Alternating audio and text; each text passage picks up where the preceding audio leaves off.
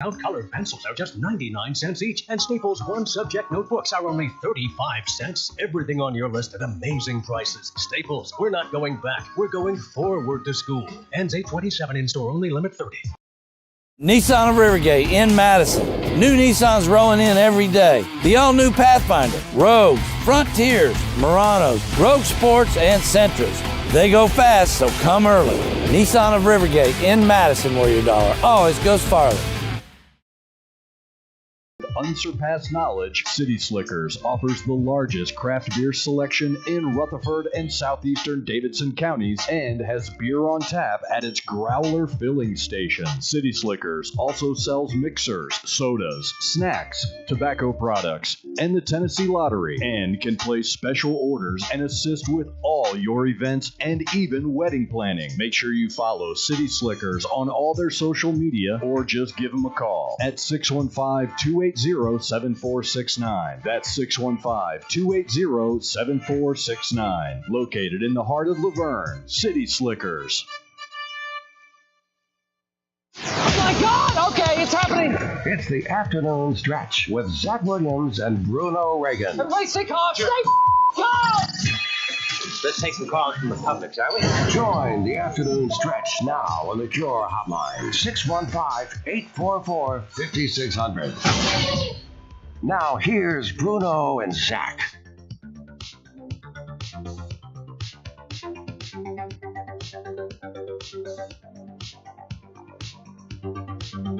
Four o'clock here in the Music City, so you know what time it is. Time for the afternoon stretch here on Nashville Sports Radio. Bruno, Reagan, Ray Dosky, Zach Williams, as it's a full cast of characters today here inside the Strike and Spare Family Fun Center studio.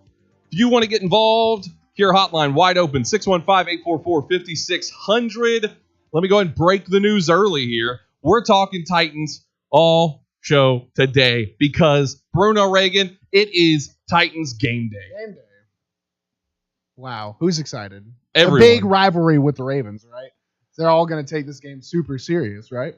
Hey, no. Well, maybe. Kind of, yeah. Maybe. We're going to talk about that. Ray Dosky, how are you doing today? I'm pumped, man. I'm excited. This game counts, right?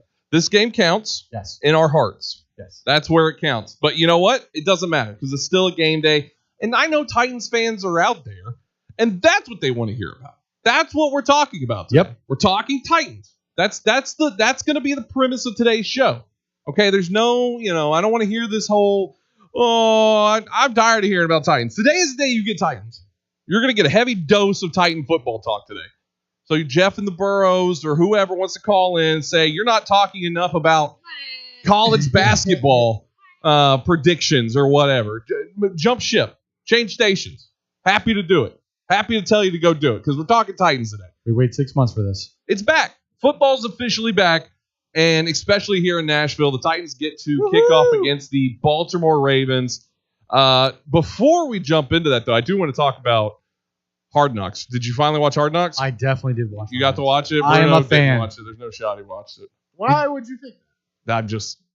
history? I don't know. There's a lot of different things. Did you see the over-under? What does that mean? No, let's unravel this cookie. Why? You don't watch anything. Okay, that's fair. Okay. What were you going to say? Did you see the over-under for the Detroit Lions in terms of wins this year? 6.5? 6.5 is where it's at. Would Yeah. you take the over? Under. Based off of what? No, Zach. You saw Hard Knocks? Yes. Yeah, I saw Hard Knocks. Based off of watching Hard Knocks, would you take the over now? I am, without a doubt, after watching Hard Knocks, taking the under. Look, everybody gets hyped up about the Hard Knocks, and whatever team's in it, they're like, "Yeah, baby, that coach is a coach. This guy's a football guy." Blah blah blah. They all are. Yeah, is that true, Bruno? Can I brush with a broad yes. brush Well, here? football guy comes in many different shapes and sizes. Dan Campbell is like your movie football guy, right? He's like, "Yeah, we'll drag you to deep water and we'll drown you." Bill Belichick is like, "Okay, I'll work 23 hours, take the soul out of my players, and we'll sacrifice people to the demons of Dante's Inferno to win." Everyone's a football guy. You don't get to that level without being. So, this happens every time. I'm glad that you definitely should take Lions under 6.5. So, would you say Campbell's a 2.0? Is he a Vrabel 2.0? See, and that discussion has been going what does that even? What does that even mean? A player's coach. He player's coach. Dude. Vrabel is not like a nice guy to his players at all in any stretch of the imagination. When he's out there, he's not cracking these nuts jokes. He's dogging on you. But he's involved in drills and stuff, is he not? Well, Much he's like Dan involved. Campbell is? Yeah, well, okay, so what you're talking about is, so on Hard Knocks, Dan Campbell is doing up downs with the team. Right? So it's a long time of it. I mean, he's out there doing up downs with the NFL team. You know what I mean? Only that mattered. In any stretch of the imagination. It's cool. Campbell's a former player, obviously. They go in through the whole history of Campbell. And I know there's the other things out there like Jamal Williams crying, during the breakdown. I thought he was Exhibit when I first saw him. He looked just like Exhibit. He does kind of look looks like like Exhibit. Like, what's he doing with the Lions? That's a good point. But it's I get it. It's still the Detroit Lions. If they get 5 wins this year or 6 wins, that's great. It's an improvement. It's an improvement. It's a huge improvement. Yeah, it's a huge improvement. But I mean, I watched Hard Knocks, and now it's like I'm jacked up. And look, any team comes on there and they feel like they're going to be this next team of destiny. I feel like Ray did tell me who the in-season team is. Do you know? No, I don't. A really good one. Who is it? They came right after Hard Knocks. Oh, really? The Cardinals? That's going to be a good one. Right at the end of Hard Knocks, they showed a clip. I missed the last 5 minutes of it because I walked out because I honestly got bored. I'm not going to lie. They showed a clip. They showed a clip of DeAndre Hopkins like rehabbing, and then right below in season Arizona Cardinals. Dun, dun, dun. The end of Kyler Murray be shown reading. You got to watch the end of Hard Knocks too. I forgot which one it was when Case Keenum was a backup, but I remember they just were doing so much funny stuff in the last, like the Browns. blooper reel for the last 3 minutes. Like when he walked out to practice with no pants and it was just showing his bare butt. Like, I was like, that is the funniest thing I've seen all day. So you got to watch those last 3 minutes. No, I definitely I dipped out there for a second on the last few minutes of it. Did you see Case Keenum's latest clip? He goes in as a fan of the Buffalo Bills. That was a really. He's got a hat, glasses on. He's trying to ask for autographs. Hey man, I'm your best fan. Which he was doing the fan thing, which is like he tells every player that he's their favorite. He's like, I'm your number one fan. Please sign my stuff. There were a few guys he got. Yeah, like they didn't react. They didn't recognize. The security guy was all over him. He's like, you need to go back. The security guy was. Yeah, he was like common security guy case. Which fair enough. It's his job. Yeah, Titans ever going to be on Hard Knocks? It'd be nice if they were. Just feels like they're never going to be. They should. They should have signed not AJ Brown. They should have signed Antonio Brown, and they would have been like right on the top of the list. Antonio Brown was on the Oakland one. It sucked. No, when Antonio Brown was there, it was great. Yeah, that was great. Yeah, because they had a whole separate crew that just followed Antonio Brown around. They're like, he's like, I burned my feet. And you're literally like, what? With ice in France. That was a tremendous one. That was a tremendous one. But then once Antonio Brown was gone, then it was like, who cares? Like, they were recording Derek Carr, and he was like, what do you do for fun to his teammates? Not much. But no, I watched it. I'm not going to lie. I got bored halfway through it. I really did. That was just there's no storyline there that's grabbing me with the Lions, or that's like I hope they do well, but I'm not going to sit there and say I'm a Lions fan now. I'm not. Dan Campbell was emotional. I mean, he talked like a guy who played high level football and now coaches high level football. That's just kind of what it seemed like. I mean, the one thing I noticed is when he broke out full pads and full contact like week 1 of training camp. Mm-hmm. That was interesting to see when you still see the Titans coming out, and he touched on that too. That, like, illegal? No, I guess not. No, I mean he said it. He was like, "Look, I know a couple of y'all are looking at me crazy that we're in full contact right now, but you got to trust me." Yeah, just trust me is what he's saying, and that lasts for the first 2 years, and then that third year, if you do it again, you're still sucking. The trust is completely out the door. But yeah, so I finally saw it. It was fun. It was. He's not the only former player on that coaching staff. So it seems like the entire coaching staff. Deuce Staley's on that. Aaron Glenn, Mark Brunell, Antoine Randall, Aaron Glenn, who I hear is a strong candidate next year for even this year for head coaching position. The lineman guy that I don't remember his name, he's also a part of it. So yeah, I mean, look, this is you can easily get sucked in to go. Yeah, you're a Lions fan. Because I'm a Hard Knocks fan. So, but you're taking you're so much. I think you're just a consumer. Well, kind of. You're putting. I am of the people. Yeah. I am of the people. We've talked about this, right? But now you're putting your hard-earned American greenbacks into the over of Detroit Lions just because you watched one episode of Hard Knocks. I think so. See? Yeah. That's a dangerous precedent, my friend. My fan. My fan. Also, big fan. Ray Dosky. I can't wait till week 17. They've won 7 games. They're in the Super Bowl. No. No. Which happens first? Vandy gets 3 wins, or Detroit Lions get 8 wins? Vandy probably. Oh, that's a great prop bet right there. That's a I good think one. Vandy. 8 wins in the NFL's hard, man. It's a hard thing to do. Super. Vandy hard. might get 4 wins now that Wake Forest's quarterback's out. Vandy might get 7. I mean, They could Vandy. go 12-0. The stars are aligned, my friends. Exactly. Tonight we have Tennessee Titans taking on the Baltimore Ravens. Look, if you're a Titans fan, jump in. 615-844-5600. The Cure Hotline wide open.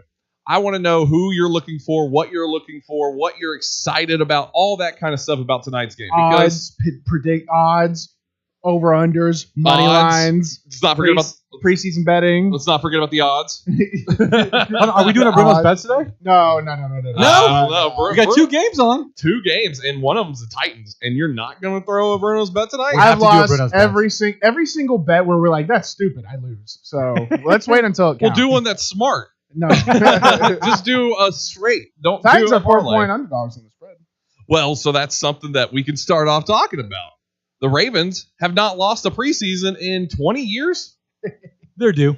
20 years. They do. I think it's 20 years. They I have to go back and look and see exactly. I saw a tweet about it, but they have not lost a I believe it's either opening season pregame matchup. 20-game winning streak. 20 game. That's what it is. I said 20 years. But I guess that would be. We have 2 hours to give. They've also gone 12-1 against the spread in the last 13 preseason openers. We've got 2 hours, Zach. 2 hours to 2 convince Bruno to hours. put some action on this, on the FanDuel. Listen, you don't have to convince me. I'll end up doing it, right? But let's just have a conversation first. You're just already sucked in. You're like, I'll do it. Whatever you want. He opened the front door. Now. And did you also, we'll get right back on it, I swear. Did you see someone one-upped my bet on Vandy? And it's, making the rounds of Vandy Twitter. No. Sports books are tweeting about this guy who put in a 5K bet on Vandy over 2 wins. And I was like, why did they tweet about me? I did it. Someone one-upped me on my bet. We need to find out who it is. Should have done 10K. Yeah, I know. Whatever. That'd be set to win $20,000. $2,500. $2,450,000. No, I'm talking about if we did 10K though. Oh, $24,500. That's what it was. I mean, just a little chunk of change, not a lot. That's as some people, it's a lot of money, I guess, but not to Bruno Reagan. Net worth of $1 to $5 million. When I say you that, I was like, I just had the biggest smile. You're so positive in that. This is great. On the same thing, it says Bruno Reagan 6'3", 180 pounds or something. No, that's a different picture. Oh, is that a different one? Yeah. It says you're a wide receiver? Yeah, that was me on the Vandy roster for a little bit. I wish you were a wide receiver. Yeah. Just run one route. Just one time. Could Mason, y'all are already losing. Just throw Bruno Reagan out there at tight end. Just let him run one time, So let's talk about Titans. Let's talk about the Titans side of things. We'll get to see Malik Willis tonight. Malik Willis. Real game time. Yes. This is real reps. Let me ask you, as a player, because that's your mindset still in on this show is the current player, not a former player, current player. Technically, yeah. Yeah, still on a roster. When you get games like this, the USFL didn't have any preseason, right? Nope. Yeah, so it was just kind of show up and have your first game. But when you get to these preseason matchups, we would do scrimmages. We're basically preseason games. Oh, that's right. Yeah. We'd play the general. So when you get to those, what is the mindset of the guys on the field for that day? For me? Well, for you and who you saw around you as well. Like guys like Jordan Te'amu, who you would say is probably your prototypical mind in the NFL. Jordan, well, when you're the quarterback, you have a more... And Jordan was our starter, get that right. But we were still going to the unknown. So Jordan's mindset, it's not hard to find motives for these kind of... Jordan's mindset in that set, which you could put onto a round 10, is just you're the leader of the team. So his job is to try and keep the team organized, just get the play calls right, get everyone lined up right. That's number one. But Malik Willis is going to be playing a lot. Logan Woodside might play a bit he's too, gonna get in. So they're different. They're still trying to show stuff. Logan Woodside's competing to keep the 2 spot, basically. Right. So they have a more competitive mindset going into today than we did even doing those scrimmages.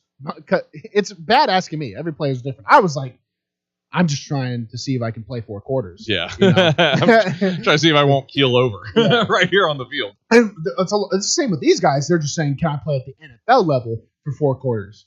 Because preseason games still aren't the NFL level. When you get onto those games, it really does go up that much. But when you're an elite athlete, this little inch right here that I'm showing the camera makes all the difference. Right. So it's just about, seeing what kind of shape your team's in. And it's not the end-all, be-all, but you still are these are super competitive dudes. So to say they don't care is not true. They care. They care the result of the game. Well, and how they do. The names that we just said, Malik Willis, Logan Woods, these are guys who are going to be on the team. Yes. I would say they're pretty much stacked to where they're going to be. They're going to play. Titans are going to take 3 quarterbacks this year, and that's going to be a consistent. We know that this season. What is the part that we don't know and where we assume Vrabel and that coaching staff is going to be looking is a lot of the hedge guys. A lot of these guys who are camp guys currently right now. Well, game 1 and 2, actually, no. Game 1 and 2 is about getting these guys, the Treylon Burks, the reps, the guys who are the middle pack right now. Well, Treylon Burks will eventually be top-tier Titan just by inertia. He's going to move up to that point, being a first-round draft pick. But game 1 and 2 are about getting him the reps. Getting him the reps. Who else is, kind of on this? Say Caleb Farley. I would expect Caleb Farley to play a lot. I think I saw he's only played since 2019 about quarterback so for the snaps. Titans. Yes. That we all know I know his name. Yes. So yeah, he's played 90 snaps since about 2019, coming off the ACL injury. They're going to get him a lot of reps game 1 and 2. They'll rest in game 3 and 4, and those will be the fringe guys. The fringe guys will play tonight, but it's not their night. The Titans want to see what Malik Willis can do, what Caleb Farley can do, what Treylon Burks can do. Those are the first 2 preseason games. Well, and a lot of this, we know Derrick Henry's not going to be playing either. That's one. Yeah, well, we had that discussion yesterday. But that's another piece is trying to figure out not only who that backup quarterback is, but who's that backup running back. You go back to last season, that year was just piecing the running backs together and trying to figure out. And you hit, Deontay Foreman and Dontrell Hilliard. You had a big hit right then that helped you, and you were like, oh wow, this was just. But it took some troubleshooting, like the Adrian Peterson reps. It took some time to figure it out. And now we're going to be seeing guys like once again Hilliard. That's going to be someone who's been at camp. We've seen, he's been playing with the ones when in that Derrick Henry role, if you will, during the team practice or the team periods and things like that. But Jordan Wilkins, Hassan Haskins, of course, Haskins coming in as the rookie this year for Michigan. That's another guy who's going to be a huge piece. There's a lot of storylines here that the Titans have to fix out on their depth, figuring out their depth. And, you look at like the wide receiver position right now for the Tennessee Titans. That is essentially all depth. There's no one spot. I mean, Robert Woods is the only one you could say confidently that you're like, Robert Woods, for sure, starting wide receiver for the Titans. The rest of it right now, we can take the hype train off, take all that, Treylon Burks, all that. It's still an open race for Nick Westbrook-Akina, still open race for Racey McMath, Des Fitzpatrick. I would say Westbrook-Akina probably is the solidified 2 right now too. But that's the only guarantee I'll give you on that entire position. He might be, but I definitely feel like it's still just not there. I feel like he's got more to prove. He doesn't have the name power for you. It's not even that. It's just what I've seen at training camp too. Yeah. I think he's been credited not that with much. some. He's not that much better than the 4 and the 5 on the roster. Exactly. Yes. What I'm seeing out there, and guys like Josh Malone. A lot of people are down on Josh Malone for some reason. When I see him out there, I see him making catches.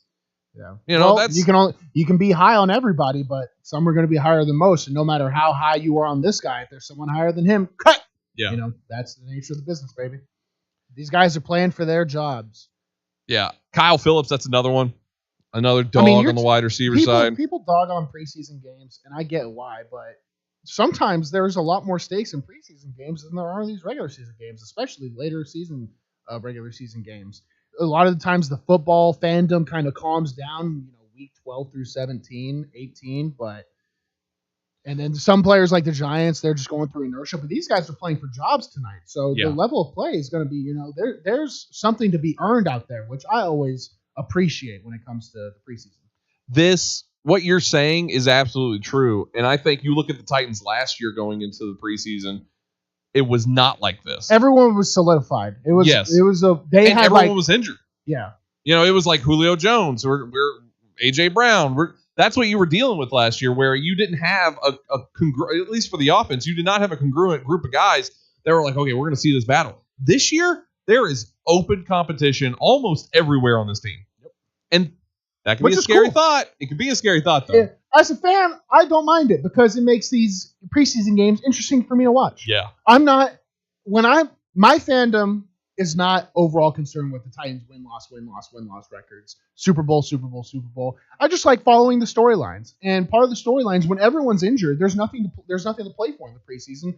35 out of the 53 spots were already taken. There wasn't a lot of competition going on last year. Now they have legit competition, and it's not just for jobs. It's people trying to earn spots on the depth chart.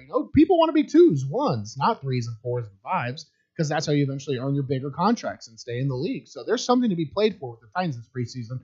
That interests me as a fan. Yeah. We need to run to a break. When we come back, we're going to go around the room, give our top 3 people that we're watching out for the Titans tonight, and we want you to jump in and do the same. The Cure Hotline, 615-844-5600. We want to hear from you. Jump in. Back after this here on the afternoon stretch. Good afternoon. On the scene of a crash, 40 eastbound, a mile marker number 215. That's going to be right there at the Briley Parkway interchange. That has traffic slow as you're trying to make your way out past the airport towards Mount Juliet. Also, still on the scene of that crash, 24 eastbound at mile marker number 62. That's going to be Old Hickory Boulevard in the Antioch area. And remember, there is a crash that is slowing traffic up at mile marker number 71 along 24 eastbound. So be aware of that if you're headed towards Chattanooga. Prince's Hot Chicken is now hiring at both locations. Catering services available for all occasions. Order online, princeshotchicken.com. Charlie Saunier, On Time Traffic. Are you tired of your current vehicle? Maybe looking for a new or pre-owned vehicle? Hey guys, it's Zach. Hayes Nissan of Rivergate is the best choice for your vehicle needs. Located at 1550 Gallatin Pike North in Madison, Hayes Nissan of Rivergate has been serving the Middle Tennessee community for over 3 decades. That gives you confidence that Hayes Nissan of Rivergate can find the perfect vehicle for your lifestyle and your budget. Their friendly and knowledgeable staff will make sure you are taken care of. I should know because I've seen it firsthand. Every vehicle I've purchased has been from Hayes Nissan of Rivergate, and I love the entire process. Now, I don't want you to forget about their award-winning parts and service department. It has everything you need to get you back on the road. Go visit them on the web at nissanofrivergate.com. They're open there 24/7, 365 days a year. Or give them a call at 615-865-7220. Again, that number is 615-865-7220. That's Hayes Nissan of Rivergate, where your dollar always goes farther. When was the last time you did something fun with family, friends, coworkers, and clients? What if I told you about a place under one roof that offers affordable entertainment for all ages? That's what you'll find at Strike and Spare Family Fun Centers in Donaldson, Hermitage, Tusculum, Hendersonville, and Murfreesboro, with bowling, games, food, drink, and entertainment for all ages. Enjoy an enhanced experience in Hendersonville or Murfreesboro, where they feature additional fun with bumper cars, laser tag, roller skating, and more. All locations are open 7 days a week, including holidays. Visit online at strikeandspare.com. Strike and Spare, where fun is bowling. You have a 90% chance of surviving a lightning strike. You have a 98% chance of surviving a shark attack. You have a 99% chance of surviving a snake bite. But you only have a 50% chance of surviving a crash if you aren't wearing a seatbelt. Your truck may be tough, but a seatbelt makes it tougher. Buckle up in your truck. Brought to you by the Tennessee Highway Safety Office. Your exclusive Nashville Sports Radio, WNSR Skyscan forecast for this afternoon. There's a chance of a scattered thunderstorm with a partly sunny sky. High upper 80s, light northerly winds. Partly cloudy tonight, low 69. Sunny tomorrow Friday, high 87. Utilizing the resources of the WeatherBug Network on Nashville Sports Radio, I'm WNSR's TJ Matthews. Sports Radio, WNSR. The afternoon stretch. The best show? Yeah. I don't know if I can say that, man. I'm going to move on to the next one.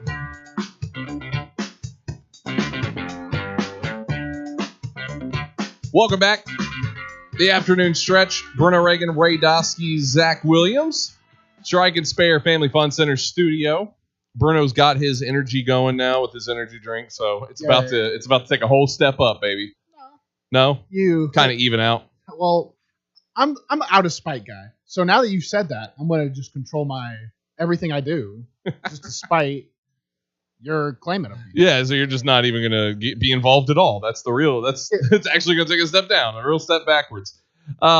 We talked about it going into the break there, but now I want to go through and look at the 3 Titans that we are all looking for right now. We're going to go out of the room. If you want to jump in, the Cure Hotline's wide open, or you can leave a comment there Can we just on your Twitter, Facebook, sorry to cut you. YouTube, Nash Sports Radio on all those video platforms. Shut up and what, Bruno? The 3 Titans. Well, Treylon Burks is going to be on all of our lists, so let's just get that one out of the way. That could be one that we just take off. Everybody wants to talk Treylon Burks. We all want to see what's going to happen with Treylon Burks. We all want to see with Malik Willis. That's another one. What's going to happen there? Because that storyline has been just crazy, but not as crazy, at least with, which, by the way, did you see the national media people still talking about the training camp situation with Tannehill and Malik Willis saying he's not going to mentor him? That's still going on. I know, Can you believe how boring that is? Yeah, that's why I don't even like acknowledging that stuff because it's so stupid. Such a known story. Golly. So I'll start off. Go ahead. Yeah. Probably, I don't even really care how he plays. I just care how much they're going to play him. So I have when it comes to Caleb Farley, I want to see how much he plays. Because if he plays a series or 2 series and then he's done already, that tells me he's performed well enough in practice that they're like, you're going to be the guy. You don't even need reps. Yeah. Because I really do trust the Titans coaches when it comes to these kind of decisions. It seems like, obviously every coach hangs out with their players and watches film with them, but the Titans coaches, I think, have earned the right when it comes to in-season player evaluations. So right. If Caleb Farley plays 1 to 2 series and that's it for a guy that's only played 90-ish or so snaps since 2019, that shows me that they believe he's going to be a playmaker and ready to go for the season. If he starts playing, a quarter or 2, I think you don't have to look into it too much, but there is a conspiracy that maybe they just want him to improve a little more against different competition, or it's just he hasn't played that much and he needs more reps. It's one of those 2 things. But I'm interested to see how many reps he gets, just so I can get because he's one of the biggest question marks, I feel like. Especially playing a position like defensive back. It's so hard to evaluate. Defensive back and offensive linemen are like 2 sides of the same coin. It's very hard to evaluate. Sometimes how long you are, how much you weigh, how fast you are, it really doesn't matter. Can you play well? Yeah. Caleb Farley is going to get a chance to prove that tonight. So that's probably my one. And then second, probably Kyle Phillips. I'm just thirsty for the Titans to get a saucy white guy. You've wanted a saucy white guy to be in the 2-tone blue. Yes. Have the Titans ever had a saucy white guy? Drew Bennett. I don't even know who that is. You don't know Drew? Hold on now. Well, hey, you don't know who Drew Bennett is? Zach, how long ago was Drew Bennett playing? We were children, but yeah. 2007, 2006. Yeah, I didn't care about football. Billy Volek. That name not ring a bell? I didn't play football until my sophomore year of high school. I didn't care. I didn't play football ever. I still knew these guys. I did not care. We do not care. Well, Drew Bennett. I'm like a recent fan of football. Who's the guy that came from? Eric Decker. That's another one. Yes. Which a lot of people still mad at that guy. So So, anyways, Kyle Phillips. I want to see saucy white. I've heard raving. I didn't see much because I wasn't watching the wide receivers, but you've been talking Kyle Phillips. Yeah. How everyone in the wide receiver group is doing good, but he's standing out. Yeah. I would like to see him stand out in a preseason game, and then we could have a coronation ceremony for him. Like we could buy like a toy crown and crown Kyle Phillips the saucy white, Tennessee's first saucy white guy. Yeah. First of his name. Make a crown out of sauce. That's like hot sauce and great barbecue idea. sauce. Yeah. So this actually could work. So on top of the Treylon Burks that I've talked about, those are the other 2 guys that I would say. Ray? He did take one of my guys at Kyle Phillips. Yeah, you could expand on him. You want to say whatever else? Because we could say that roster spots they're up for grabs outside of Woods and Nick Westbrook-Ikhine. They want to see what. And if you look at Kyle, he's been pretty much a darling his entire training camp. Yep. 2 other positions I'm looking at, and I want to talk about Malik, but I think I'm going to defer that one to you because I think that's a guy you guys. I'm leaving Malik off. Mine. Really? Yeah. Because that's understood. Everybody, Treylon and Malik, everybody wants to see those 2. Yeah, that's those are the understood. And that was one of the ones. Honestly, it's the O line. I think you're going where I'm going now. You got right tackle and you got left guard. Left guard. I'm surprised you didn't bring up left guard. Aaron Brewer. I'm waiting. Is one I'm where waiting who's got the inside track right I'm waiting now? to withhold my judgment because I don't want to be too critical of a guy when I haven't seen too much of him. I did look up Aaron Brewer clips trying to see, and I watched probably 12. And I don't want to judge or be harsh. I want to be fair to the guy. Yeah. So I'll wait to see it with my own eyes tonight.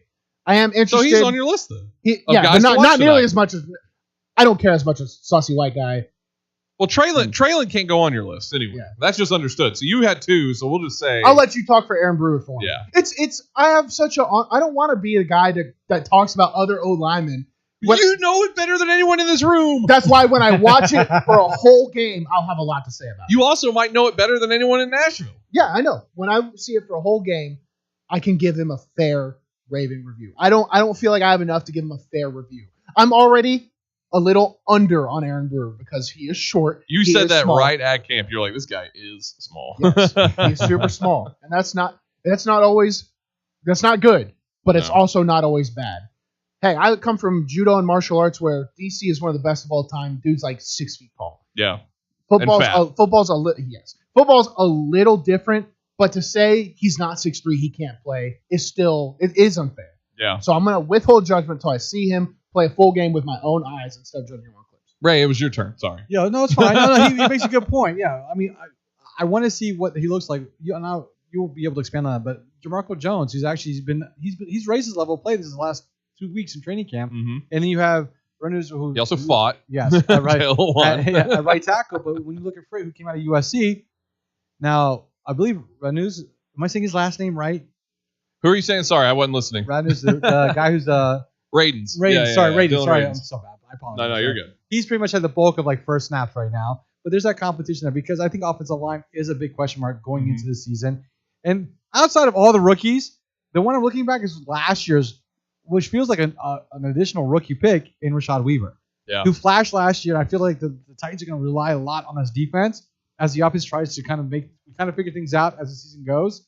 That I think Rashad Weaver, who flashed last year at outside linebacker, see how he looks. Yeah, I'm really excited about seeing him as well. Yeah, I mean, you look at the linebackers right now for the Titans, and how can you not like what they have already? And building that depth is just going to be huge. And Weaver's a big guy, but you look at the starters right now. Right, this is the start: Bud Dupree, Harold Landry, David Long, Zach Cunningham.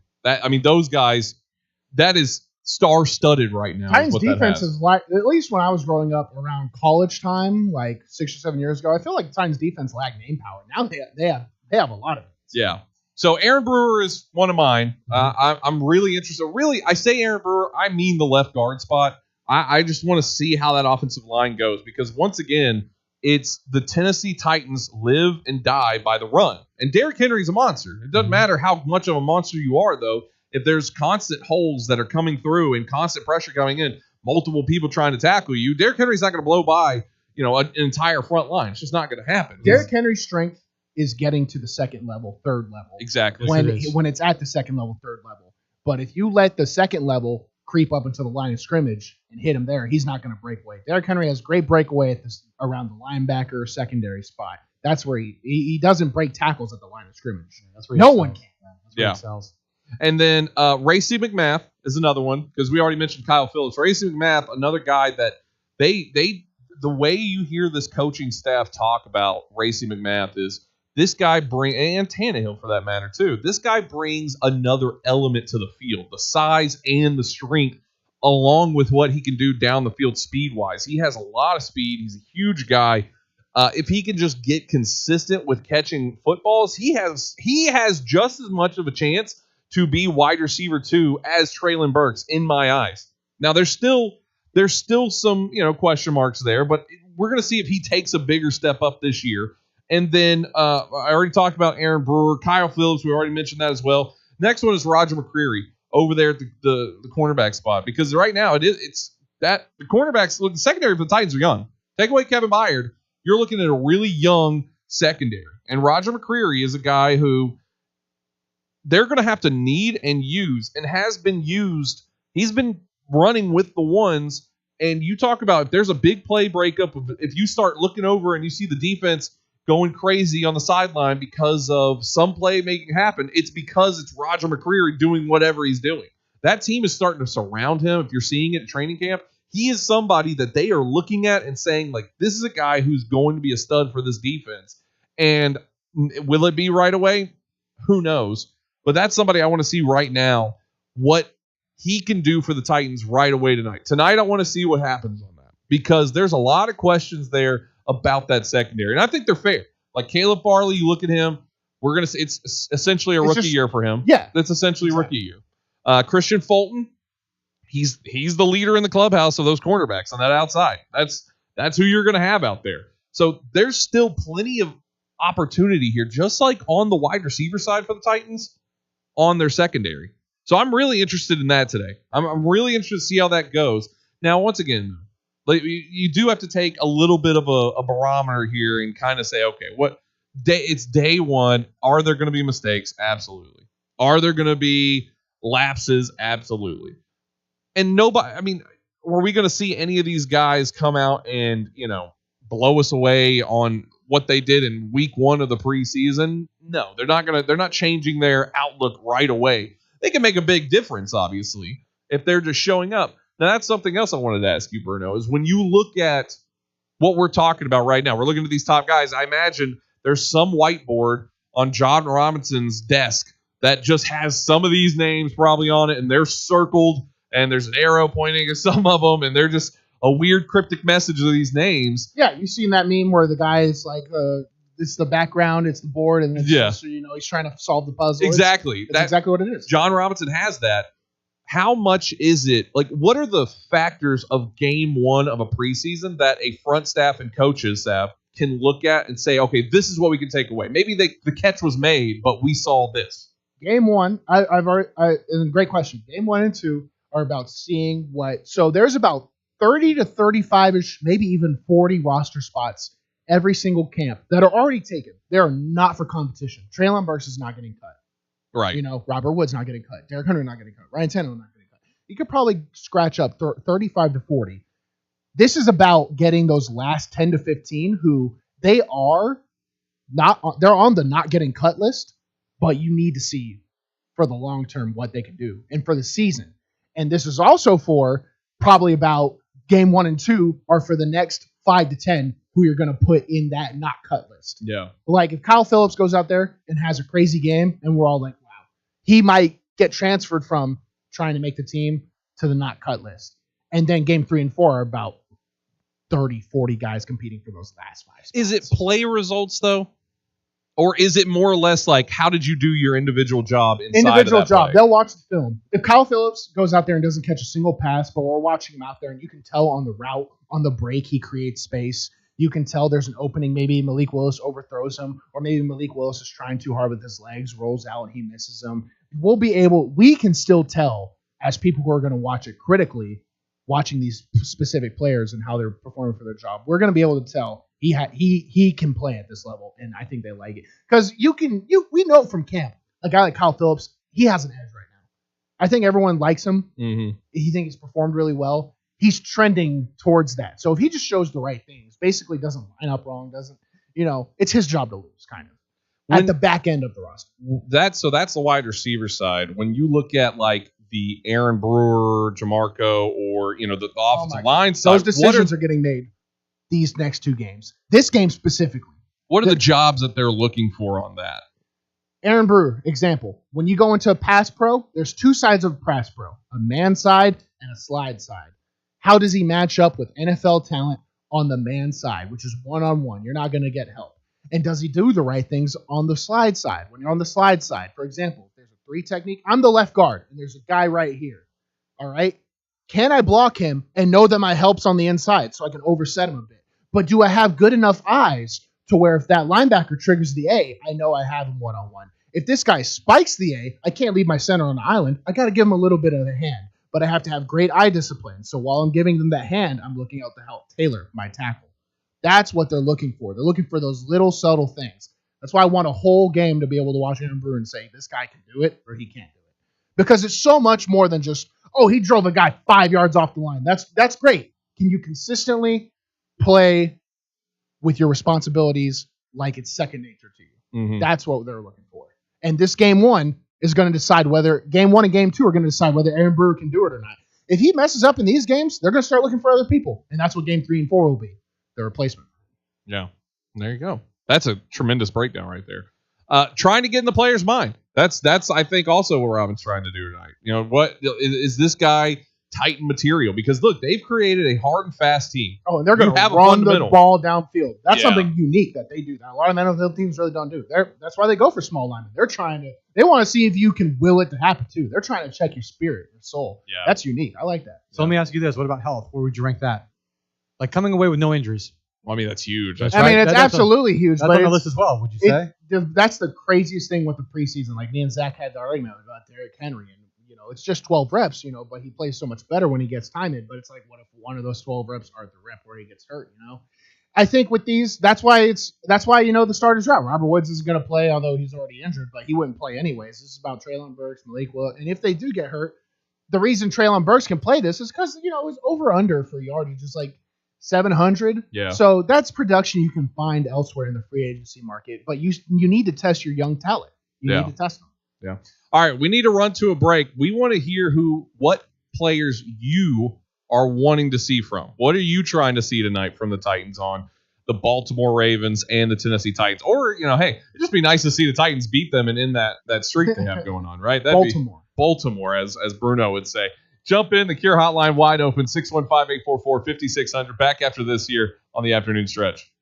Good afternoon. On the scene of a crash, Interstate 40 eastbound, mile marker number 215. That's going to be the Bridley Parkway interchange. 24 eastbound has had traffic back up all afternoon. A crash earlier at mile marker number 62 has traffic very heavy and slow go through the Antioch area. And we also have a situation 24 eastbound at mile marker number 171. An overturned vehicle has traffic backed up for miles as you're headed out there towards Chattanooga. Foothills Mercantile Company creates unique handmade items like beautiful paintings from the Smoky Mountains. Log on, foothillsmercantilecompany.com. Charlie Saunier, on-time traffic.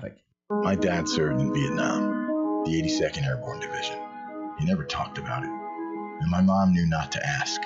So Dad buried himself in work and self-medicated, and would lose his temper sometimes. Loud noises would put him on edge. It got rough, so I finally said to him, "Dad, you gotta get help." As a family member or friend, you may be the first to notice when a veteran you love has been going through changes. Things like withdrawing, drinking more, or increased anger could be a sign of a larger health concern, but help is available. Dad finally went to VA for one-on-one and group therapy and got some really great tools to help him manage things.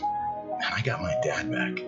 Listen to hundreds of inspiring stories at maketheconnection.net and learn how you can support the veterans in your life.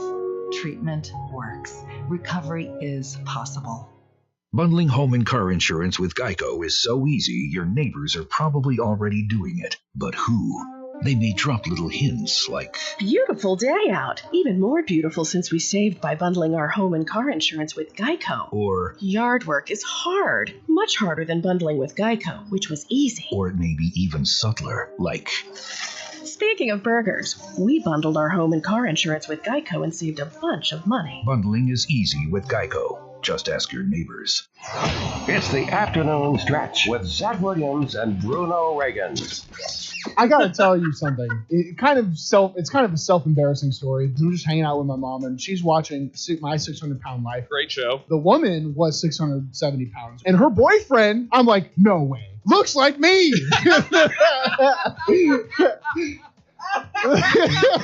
The afternoon stretch. With Zach Williams and Bruno Reagan. Sports Radio. WNSR. The afternoon stretch. Eventually, they'll have music beds for men.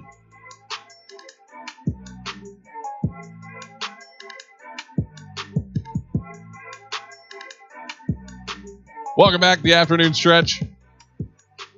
Bruno Reagan, Ray Dosky, Zach Williams. If you're watching the video feed, you'd happen to see that Bruno's figured out the invisibility spell, and he's not here. Oh, he figured it out. He's getting excited for tonight. Oh, he was doing laps. He's getting excited. He is. He was running around the building because it's game day and he feels it. God, I'm pumped. Energy dump.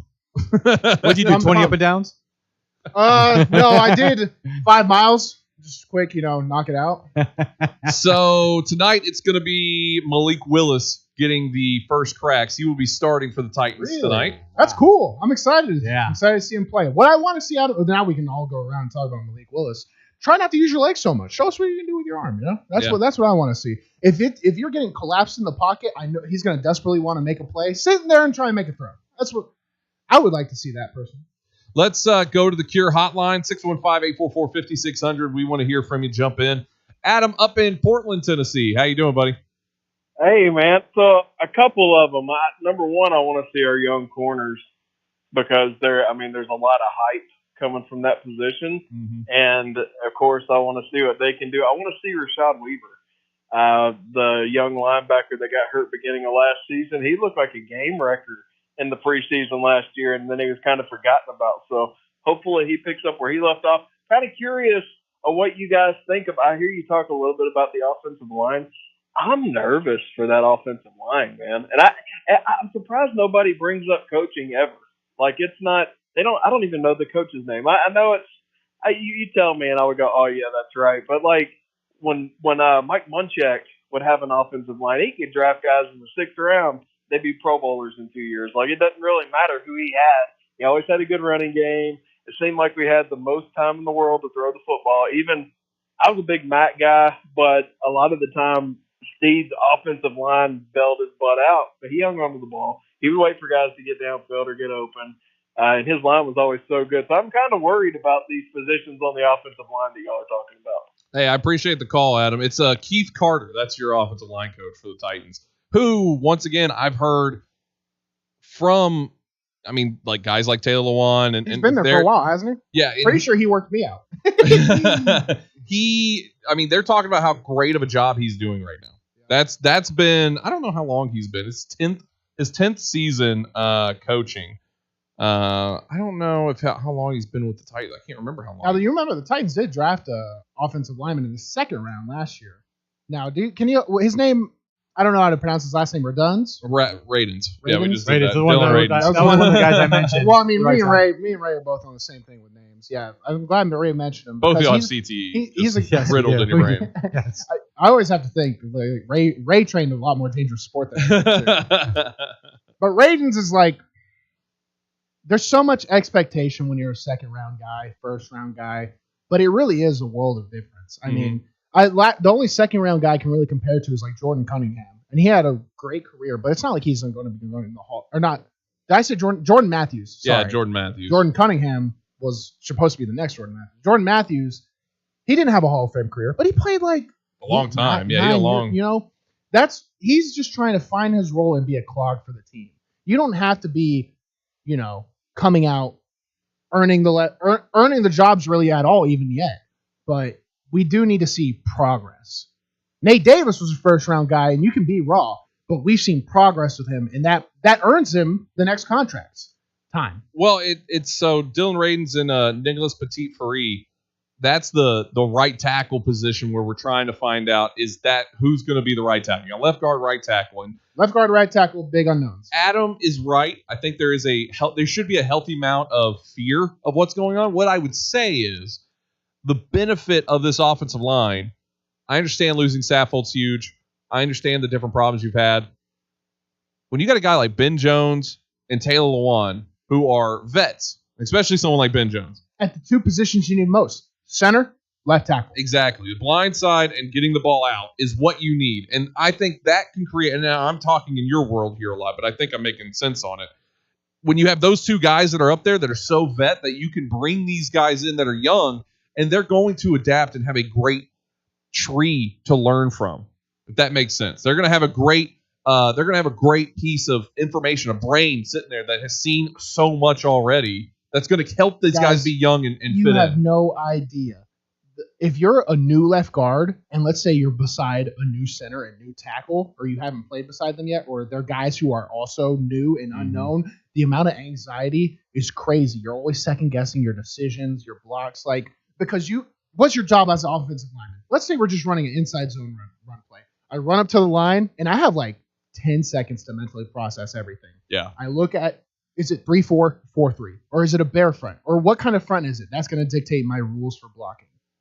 All right, I figure out what kind of front it is. Now, some teams make calls with their O-line. Some teams don't. Some teams are like, you better know what to do. And because we're not making calls because the defense could learn them. So then it's like, oh, I hope I'm doing the right thing with my. Am I working with the center, or am I working with the left tackle? Then I also have to identify linebacker. Are there any tendencies that show blitzes? Because the defense can blitz whenever they want, right? There's so much to it that if you're playing with new guys, right and left, the anxiety's through the roof. That's when you're always like, how can you jump off sides? That's why it happens. Because you're mentally racing and you're uncertain, and then you're like, "Oh, what was the snap count?" Then you jump on one. Can I ask Bruno a question here? Yeah. When you tried out for the few NFL teams that you did, I'm pretty sure you went to these O-line meeting rooms, right? And you're I was there. You're talking to these vets. How do those conversations happen? Like, how do these guys, if they're like a vet that's been there for 8, 10 plus years, what is this conversation like to kind of get you up and ready so that not only to make sure that you're doing your job right, but also to make sure that the O-line is in sync? How does that sound like if you're like a new guy on a team? It's different for everybody, right? Some guys desperately need mentorship from a player. Some guys cannot go without it. But at the end of the day, Ryan Tannehill was right when he was talking about Malik Willis. It's not his job to mentor. It's not these older guys' jobs to mentor you. Mm-hmm. You have to get in the book for hours and learn it yourself, or not get the job. That is simply it. So there is some added angst to it. But the people who earn the jobs are the people that rise to the anxiety of it. I'm not saying there aren't older guys that don't help out there, but there's a lot. It's not their job to help the young guys. It's your job to figure it out. And when they're out there, they want to succeed too. So they'll help you when you're out there, but you have to be prepared enough to earn that right. Yeah. So they're putting Aaron Bruno out there. He's obviously shown enough to earn the trust to compete for the job, which says a lot. Yeah. Well, I think this is something I was asked a question kind of similar to this, talking about the Titans wide receiver to quarterback connection, which, Vrabels came out and said that's the most important connection on the field. That's why I'm so much more higher on Treylon Burks, is because he has a guy like Ryan Tannehill throwing him the ball. Mm-hmm. There's a lot of veteran sense there that can calm a young receiver down. If it was Kenny Pickett, we would be worried. If it was Malik Willis throwing to Treylon Burks, you're like, whoa, this is, these are two guys who are, like you're saying, they're going to question themselves. Yes. They're going to question themselves, and then they can't just follow the leader. They don't have a leader to follow. Well, Tannehill is that leader, and he is going to be, Treylon Burks is going to be following the lead of Tannehill. And that's a good system to have. Same for the offensive line. You're going to have Ben Jones and Taylor Lewan as your leaders, and Nate Davis too, for that matter. So you have three pieces on this team that the right tackle, whoever's there, the left guard, whoever's there, they're going to be following along, and they're not going to be just out of the blue. These guys are going to make sure they're up to date on what's about to happen. Absolutely. And I don't want to generalize every single O-line, but for the most part, the guard positions are the easiest to learn. The tackle is tough because you have to watch for everything off the edge on top of blocking the most athletic guy on the field. That's why left tackle gets paid all the money. Most of the time, centers are asked to take most of the mental load so that the quarterback can go through his progressions better, not have to worry about protection. Like for most offenses, when I was with Kyle was extremely smart. Kyle Shermer at Vanderbilt, extremely, extremely genius level guy. So he could handle that stuff. Every other place I've been, the centers are expected to set the fronts, set the protections, so that way the quarterback can run through his progressions better. You have left tackle and center down. That is so massive for the Titans O-line. Then you just got to stick a guy in at left guard, and really, if you're a good enough center, I've gotten to the point where you walk up to the line, 4 down, left, 61's the mic. Hey, you're blocking this guy to this guy. Just tell him what to do. Yeah. You And Ben Jones, I imagine. I imagine Ben Jones has been a high level performer, consistent, consistent is probably the most important O-line trait there is.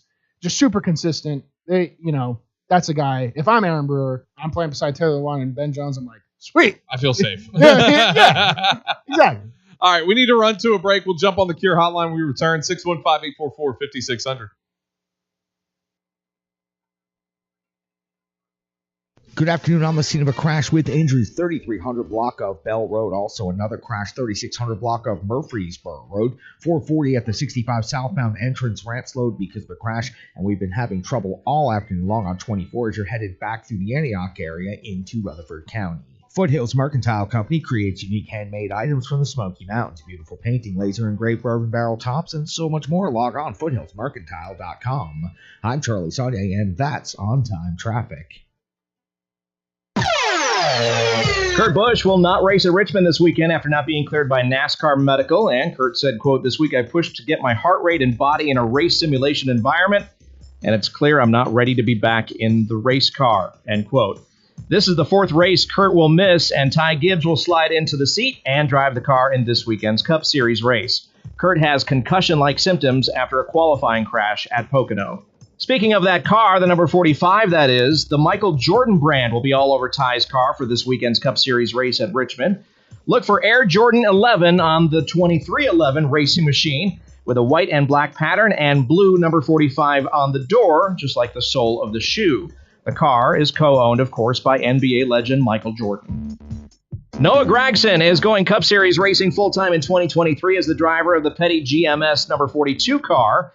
The multi-year deal was announced yesterday for the 8-time Xfinity Series winner. He joins teammate Eric Jones, who also inked an extension recently with the team, and that number 43 car. Noah has made 9 Cup Series starts this season, with his best finish coming in at 18th, and he has 3 Xfinity Series wins this season at Phoenix, Talladega, and Pocono. Cup Series projected playoff point standings 5-1. William Byron has 2 wins at number 5. Then you got Ryan Blaney, no wins. Joey Logano, 2 wins. Ross Chastain at number 2 has 2 wins. And the leader is Chase Elliott with 4. You're on the final lap. Finding great candidates to hire can be like, well, trying to find a needle in a haystack. But not with ZipRecruiter. Its powerful technology actively finds and invites qualified candidates to apply to your job. So while other companies might deliver a lot of hay, ZipRecruiter finds you the needle in the haystack. See why 4 out of 5 employers who post a job on ZipRecruiter get a quality candidate within the first day. Try ZipRecruiter for free at ZipRecruiter.com/free. That's ZipRecruiter.com/free. Chances are you're jamming in your car right now. And since Liberty Mutual customizes car insurance so you only pay for what you need, Limu and I are going to show you some safe car dance moves. Hit it. Everybody, check your blind spots real quick. Now hands on the wheel. Put them 10 and 2 and move your head like a bird do. Only pay for what you need at LibertyMutual.com. Liberty, liberty, liberty, liberty. Hey, Braves fan, it's time for baseball, and that means it's time to cheer on the World Series defending champions, the Atlanta Braves, in the 2022 season. Attorney Klein Preston of the Klein Preston Law Group wants you to join him in cheering on the World Series defending champions, the Atlanta Braves, for the start of the 2022 season. Here's to another amazing season for Braves country here on your home for the Atlanta Braves. Nashville Sports Radio. Call in now to the afternoon stretch, 615-844-5600, and be the most talented person on the show. Welcome back. The afternoon stretch. Bruno Reagan, Ray Dosky, Zach Williams here inside the Strike and Spare Family Fun Center studio. Final moment here of the first hour. I'm going to ask Reagan to hold till the top of the second hour. We'll get you in.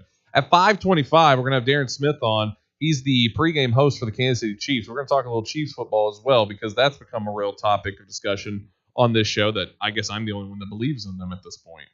Mm-hmm.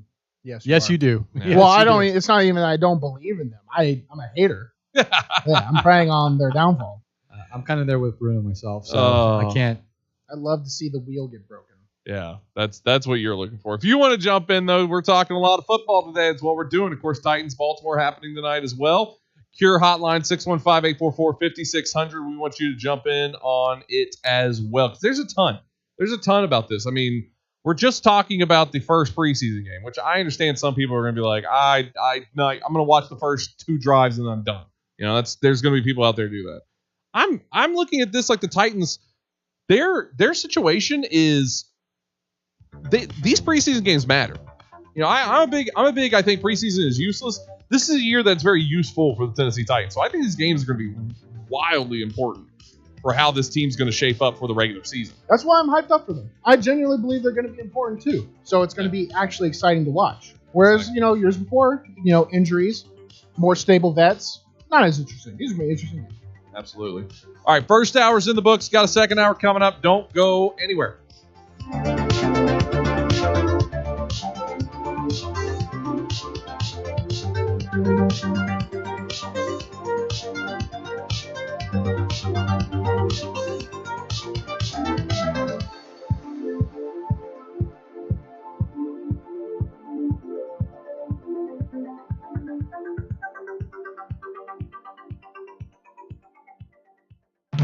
On air and online, Sports Radio WNSR, Brentwood, Nashville.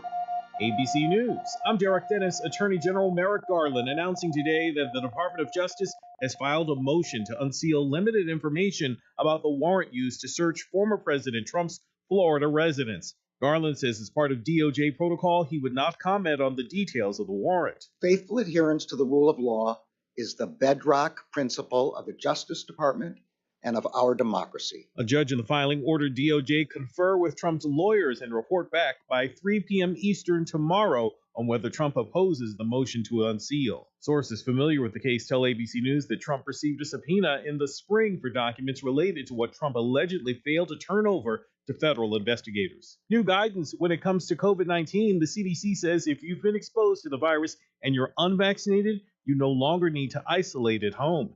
Unvaccinated people are now on par with vaccinated people, essentially eliminating isolation after COVID exposure. This is ABC News. I wanted to know why some people who get COVID-19 get it so bad. I found out it may be because they have a high risk factor, such as heart disease, diabetes, being overweight, smoking, and asthma. Even if symptoms feel mild, these factors can increase your risk of COVID-19 turning severe. So if you're at high risk and test positive, there are things you can do, like asking your healthcare provider if an authorized oral treatment is right for you. Learn about an option at treatcovid19.com. This message is sponsored by Pfizer. When you're an innovative business, every blinking cursor, every blank page is an opportunity. What will you do with it? Will you make something better or create something new? Our Dell Technologies advisors provide you with tools and expertise to do incredible things. Because we believe there's an innovator in all of us. For advice on smart PCs powered by Intel vPro that's built for business, call a Dell Technologies advisor at 877-ASK-DELL. Lieutenant, can you tell us what happened today? Our officers responded to a crash on I-40 westbound this morning. The driver of a pickup truck lost control of the vehicle, veered left, and went into a ditch. 911, what's your emergency? We've been in a crash. Please send someone. My fiancé is hurt. A front seat passenger was wearing a seatbelt.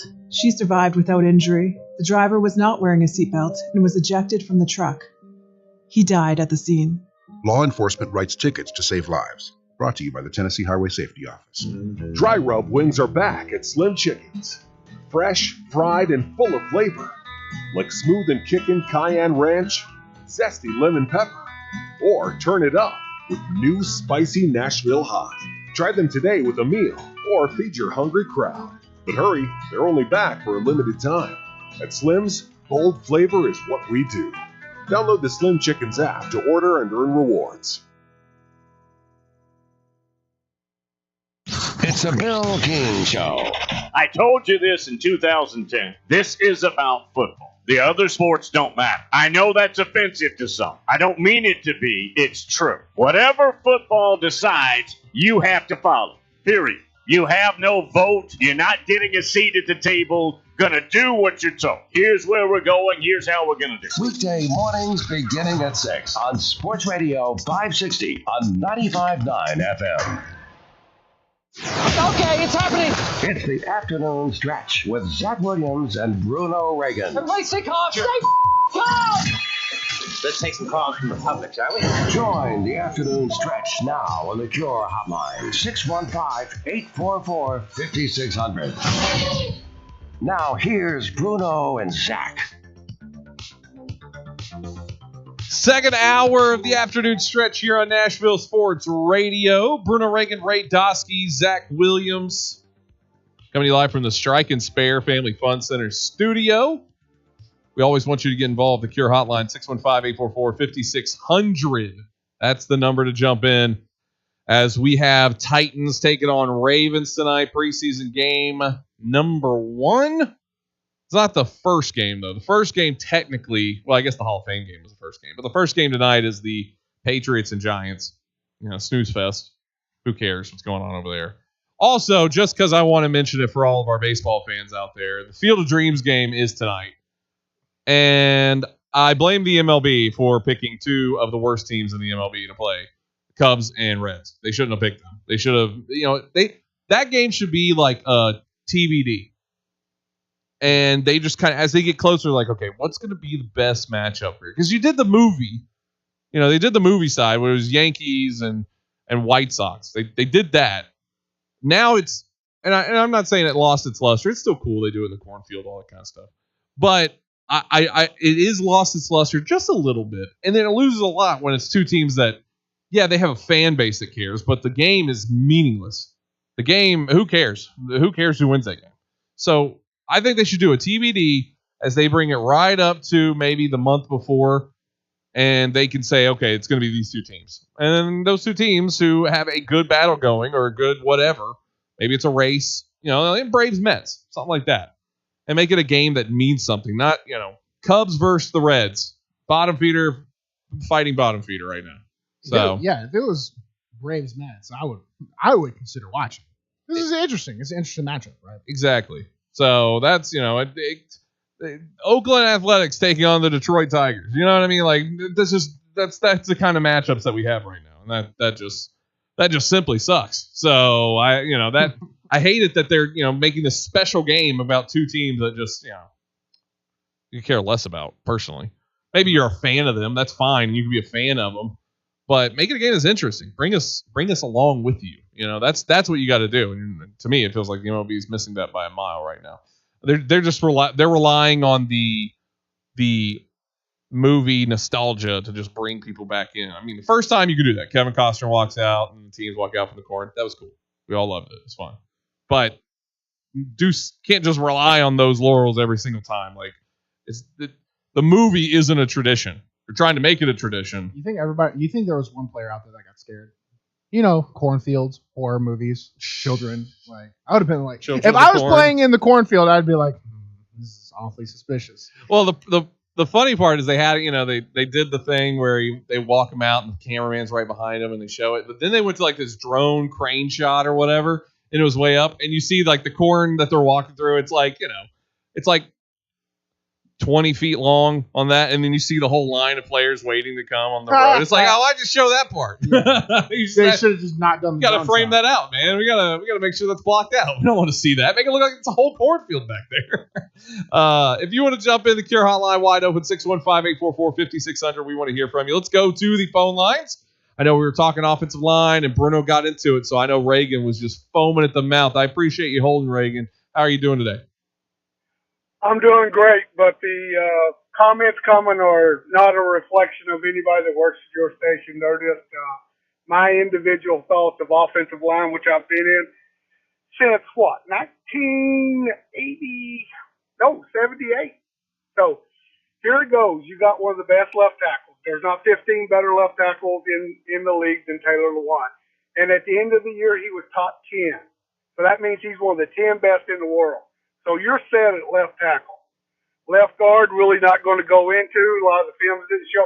I don't believe the starting left guard is on the roster. I think they'll pick somebody up who's a cap casualty at the end of the year, pick somebody up to start for a year.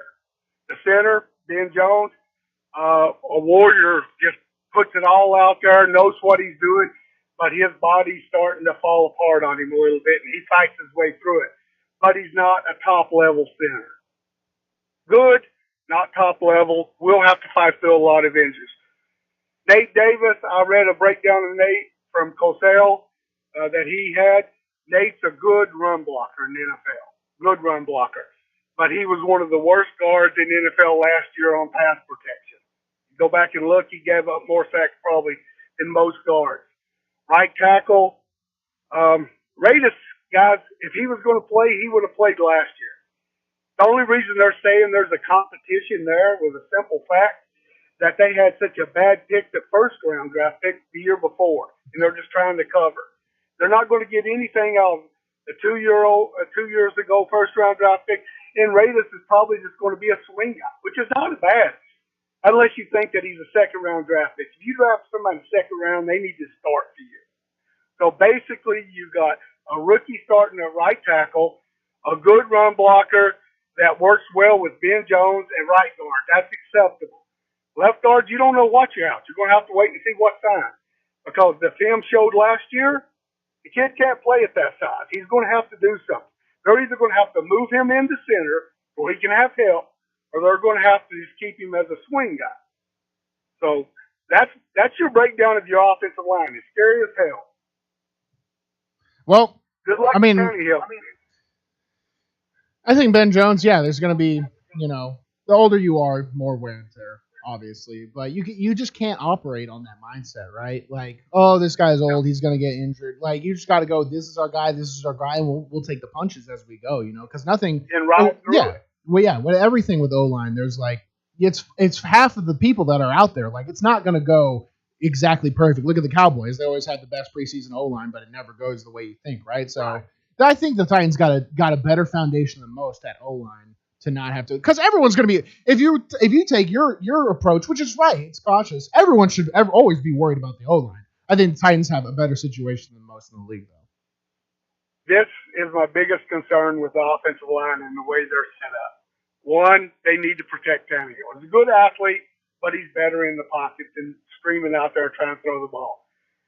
The biggest concern is you got a foot in the ground, turn it downhill running back who's not going to be able to get a lot of push from the inside of his offensive line. His best block is his left tackle. So if you don't get a lot of push and he can't find a seam, he's going to have to bounce it. And I'm not seeing Derrick Henry really do good on bouncing stuff. Usually he hits it, breaks the tackle, and then outruns everybody. But he's not going to be a guy who's going to shake somebody, Christian McCaffrey, at the line of scrimmage and make them miss. So that's my biggest concern with them. And you know as well as I do, they are some outstanding offensive linemen, starting NFL offensive linemen, who will be cut this year at the end of the count. You can pick those guys up, and they will know your offense within a week. So I think that'll be something you'll see from the Titans. They'll bring a couple guys in.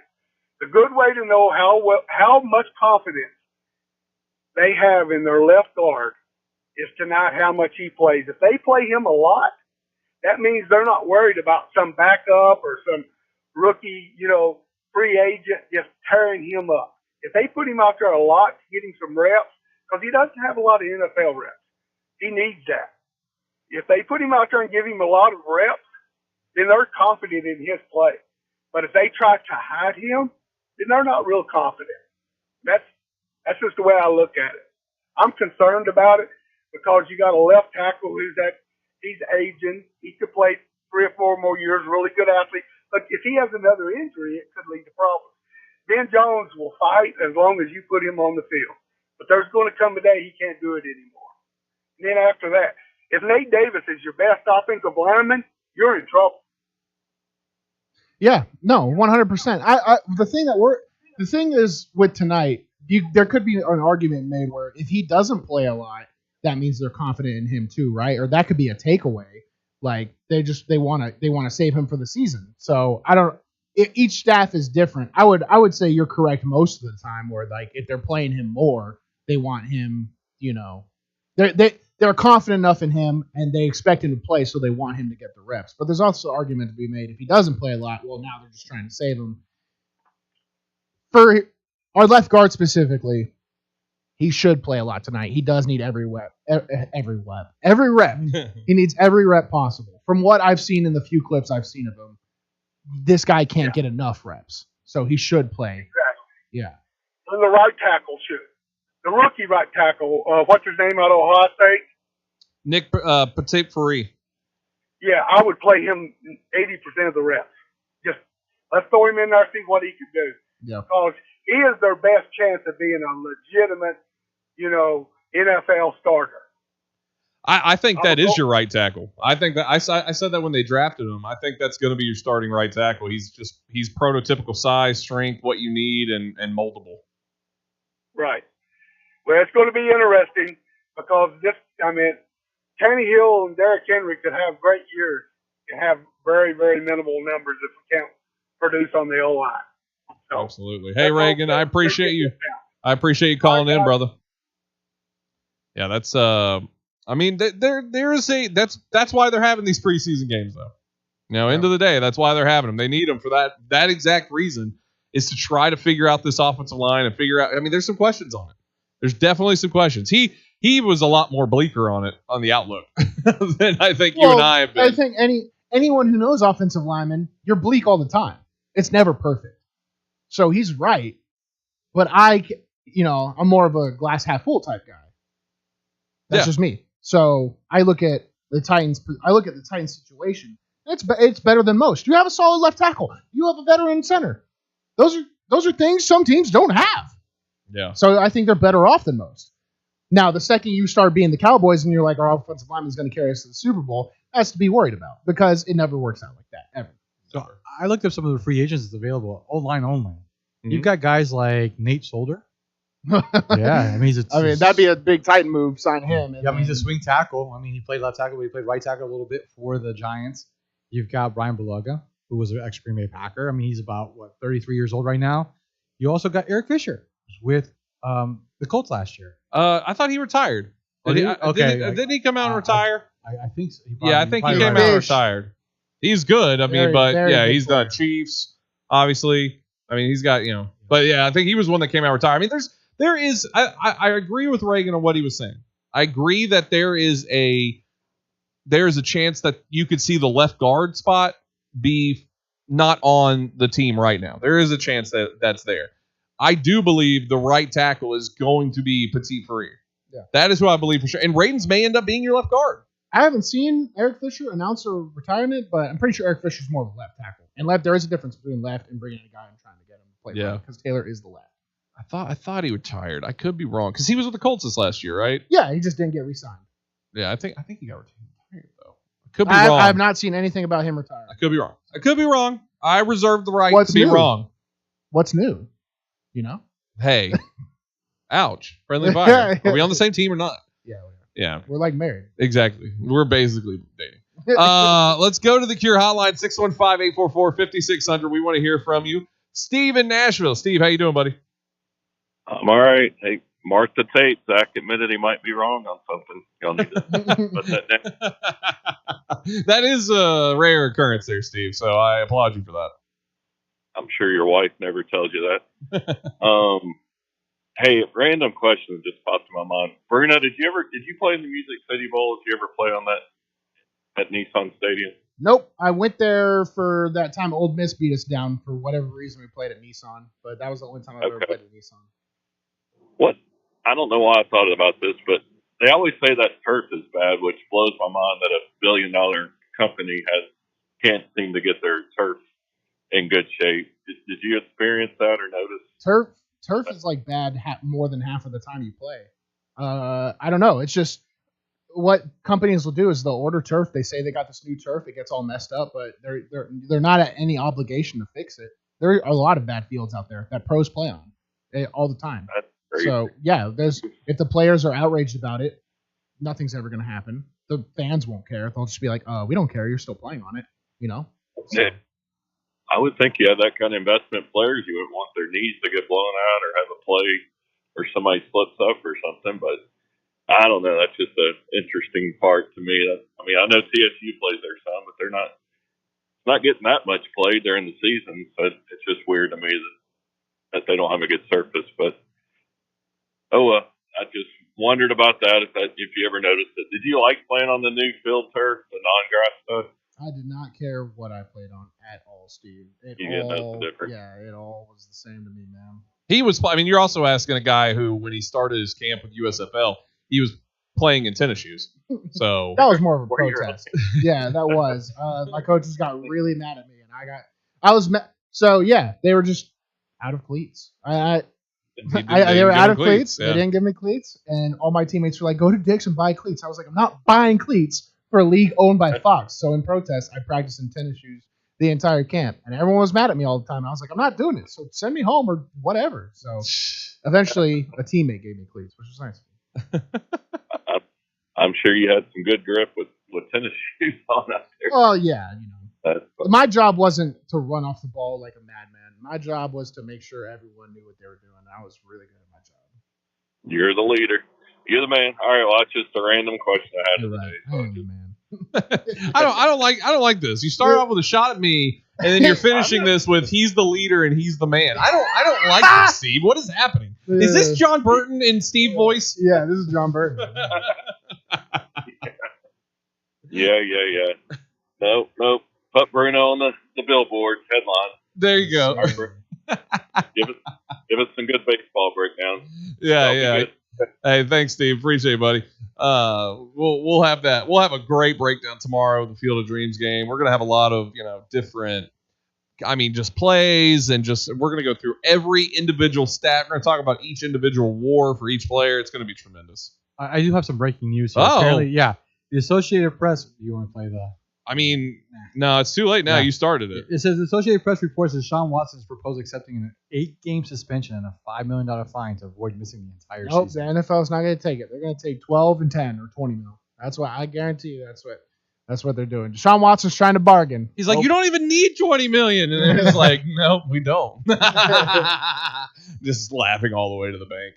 All right, we need to run to a break. If you want to jump in, well, next segment, we have a guest on, so you're not going to be able to. We're going to have Darren Smith with Sports Radio 810. He's going to be talking some Kansas City Chiefs football when we come back here on the afternoon stretch.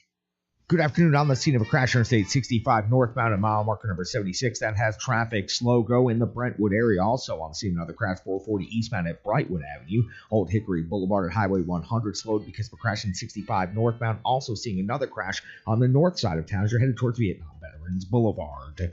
Prince's Hot Chicken is now hiring at both locations. Catering services are available for all occasions. Order online, princeshotchicken.com. I'm Charlie Sonny, and that's On Time Traffic. Hey Nashville, Ray here. Many of us suffer with anxiety when going to the dentist. You guys need to go check out my amazing friends over at Bite Dentistry. Bite Dentistry is where my family goes for all our dental care. Their mission is to help patients breathe better, smile bigger, and live longer by offering a comprehensive selection of services and total dental care for every member of your family. Bite Dentistry is the only dentist in town trained and certified to offer the Vivos method that helps with people who grind their teeth at night or snore that causes sleep apnea. What's great about the Vivos methods is that it's provided for both kids and adults. They also work with a company called Guard Lab, which creates custom mouth guards, which are the same mouth guards used by professional football players. Located at 3212 West End Avenue, Suite 301, Nashville, you can set up an appointment by calling them at 615-866-2129. That's 615-866-2129, and follow them on social media and online at bitedds.com. Again, that's bitedds.com.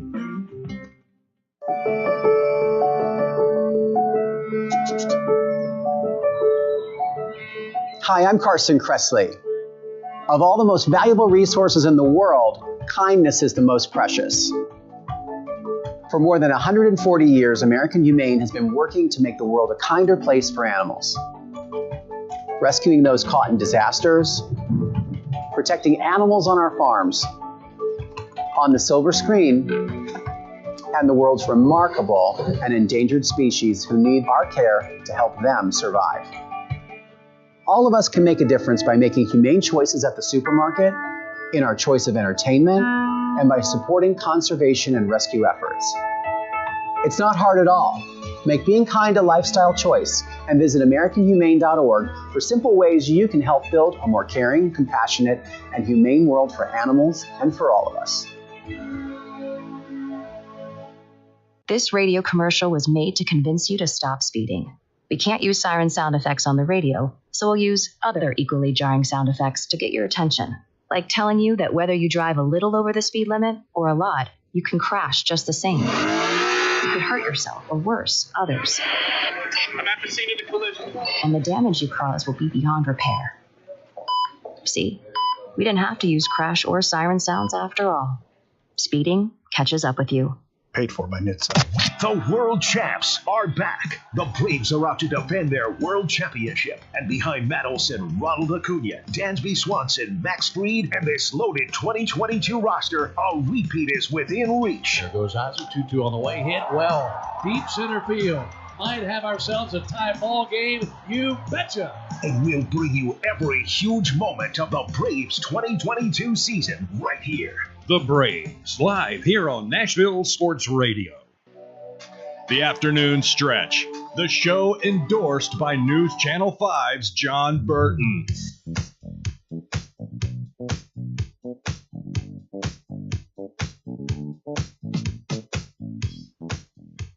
Welcome back.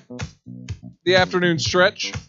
Bruno, Reagan, Ray Dosky, Zach Williams coming to you live from the Strike and Spare Family Fun Center studios.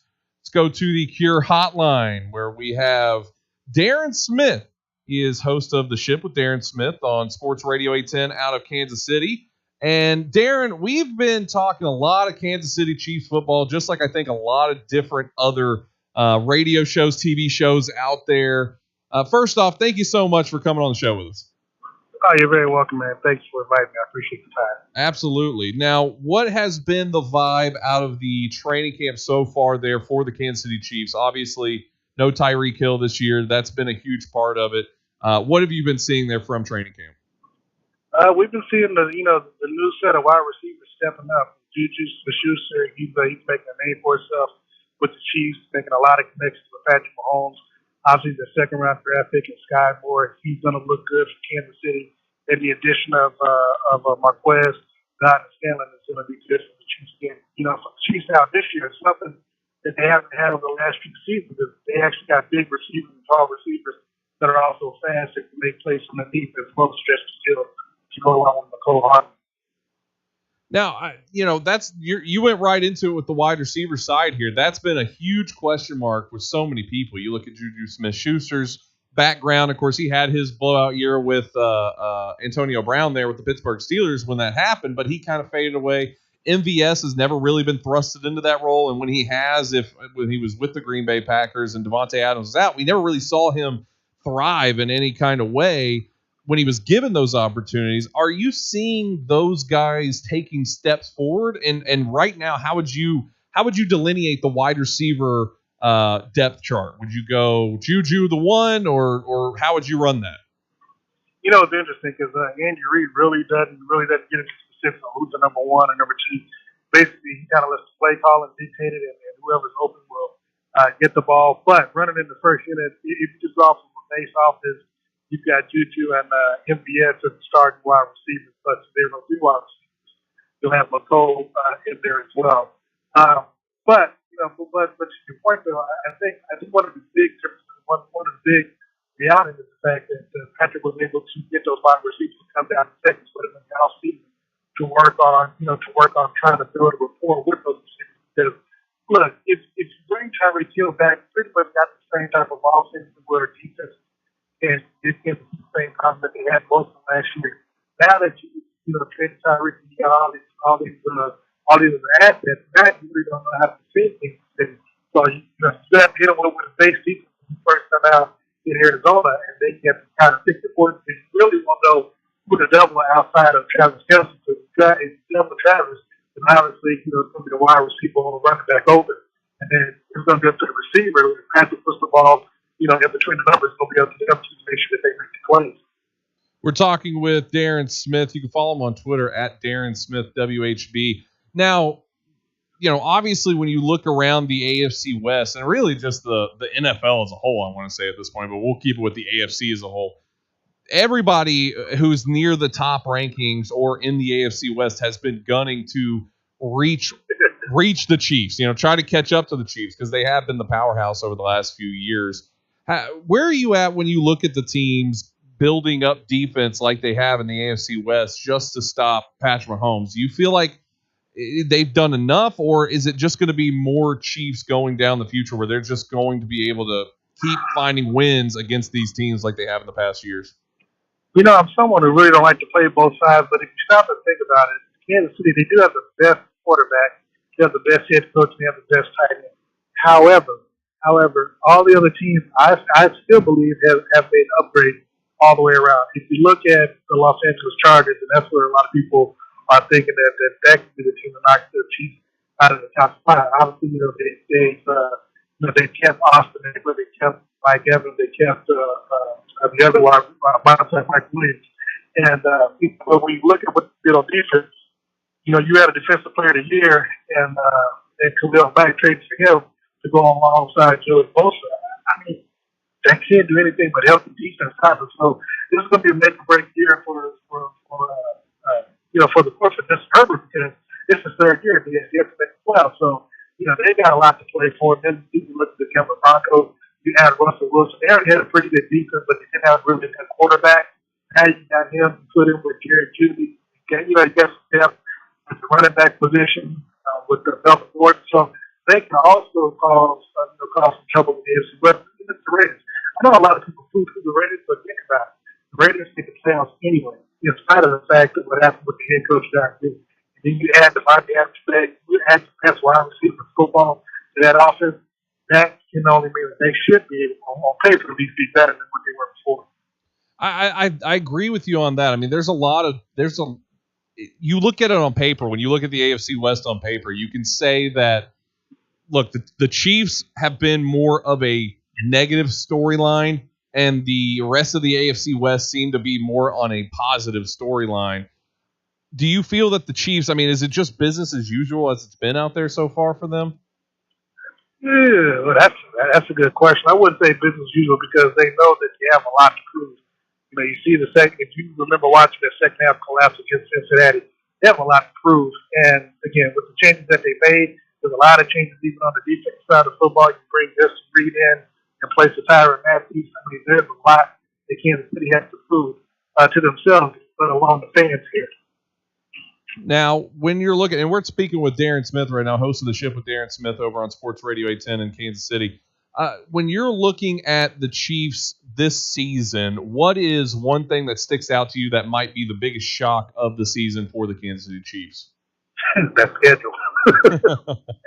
That schedule's salacious. I mean, there's I mean, if you look at it, I think in November, just November alone, I mean, they're going to be going up against Buffalo. They're going to be going up against the Chargers. Right. We got the Bengals. Yeah. Hold on, you cut out there for just a second there, Darren. I'm sorry. No, I'm sorry. I said that there's a stretch in November. They play the Bills. They play the Chargers in LA. They come home and play the Rams at home right after Thanksgiving. Then the following week you got the Cincinnati Bengals. I mean, they have a hellacious schedule. So I would just say, when you look at the schedule, Kansas City can't afford to go 3-4 like they did last year. You go 3-4 this year, there's no way that you turn that around when the AFC West and win the division and having the chance to host the AFC Championship in a row. Talking with Darren Smith, Ray Dosky. Say hello to Darren Smith. Hey, Darren, welcome to the show. Hey, what's going on, Ray? Not much. I'm just excited. Football is back. I got a question for you. So last year, the last few seasons in Kansas City, there's always been questions mark about the whole running back situation there. Last year, you guys rushed, I think, a little under 2,000 yards, brought you about the middle of the league. They made a big adjustment this year, signing Ronald Jones into that backfield. Do you believe the rushing attack will be better this year compared to last year? Yes. The Chiefs drafted a rookie, I think, in the 6th, 7th round, Isaiah Pacheco. And looking at him physically, he looks like a slimmer version, but a big version of Kareem Hunt. And he's been taking a lot of risks with the number 1 team as well. So I think, and to be honest, Ronald Jones is actually beneath him on the depth chart going into Chicago's game Saturday game. So I think the Chiefs will be good at running back. I think there's nothing wrong with having the depth, because Ryder was a very healthy kind of injury prone over the last 2 seasons. And even for him, this year is a great deal for him. So thanks for bringing in Jake McKinnon back. You got Ronald Gordon. You got another running back. 2 years after you take part of the first round, there's a lot of depth. The Chiefs are really high on the rookie as well. So I think the running game is going to be good, but obviously everything starts at home. Darren, I appreciate you coming on, my man. We really appreciate it. Wanted to get some Kansas City love on the show here in Nashville, Tennessee. You can go follow him on Twitter at Darren Smith WHB. Thank you so much, my man.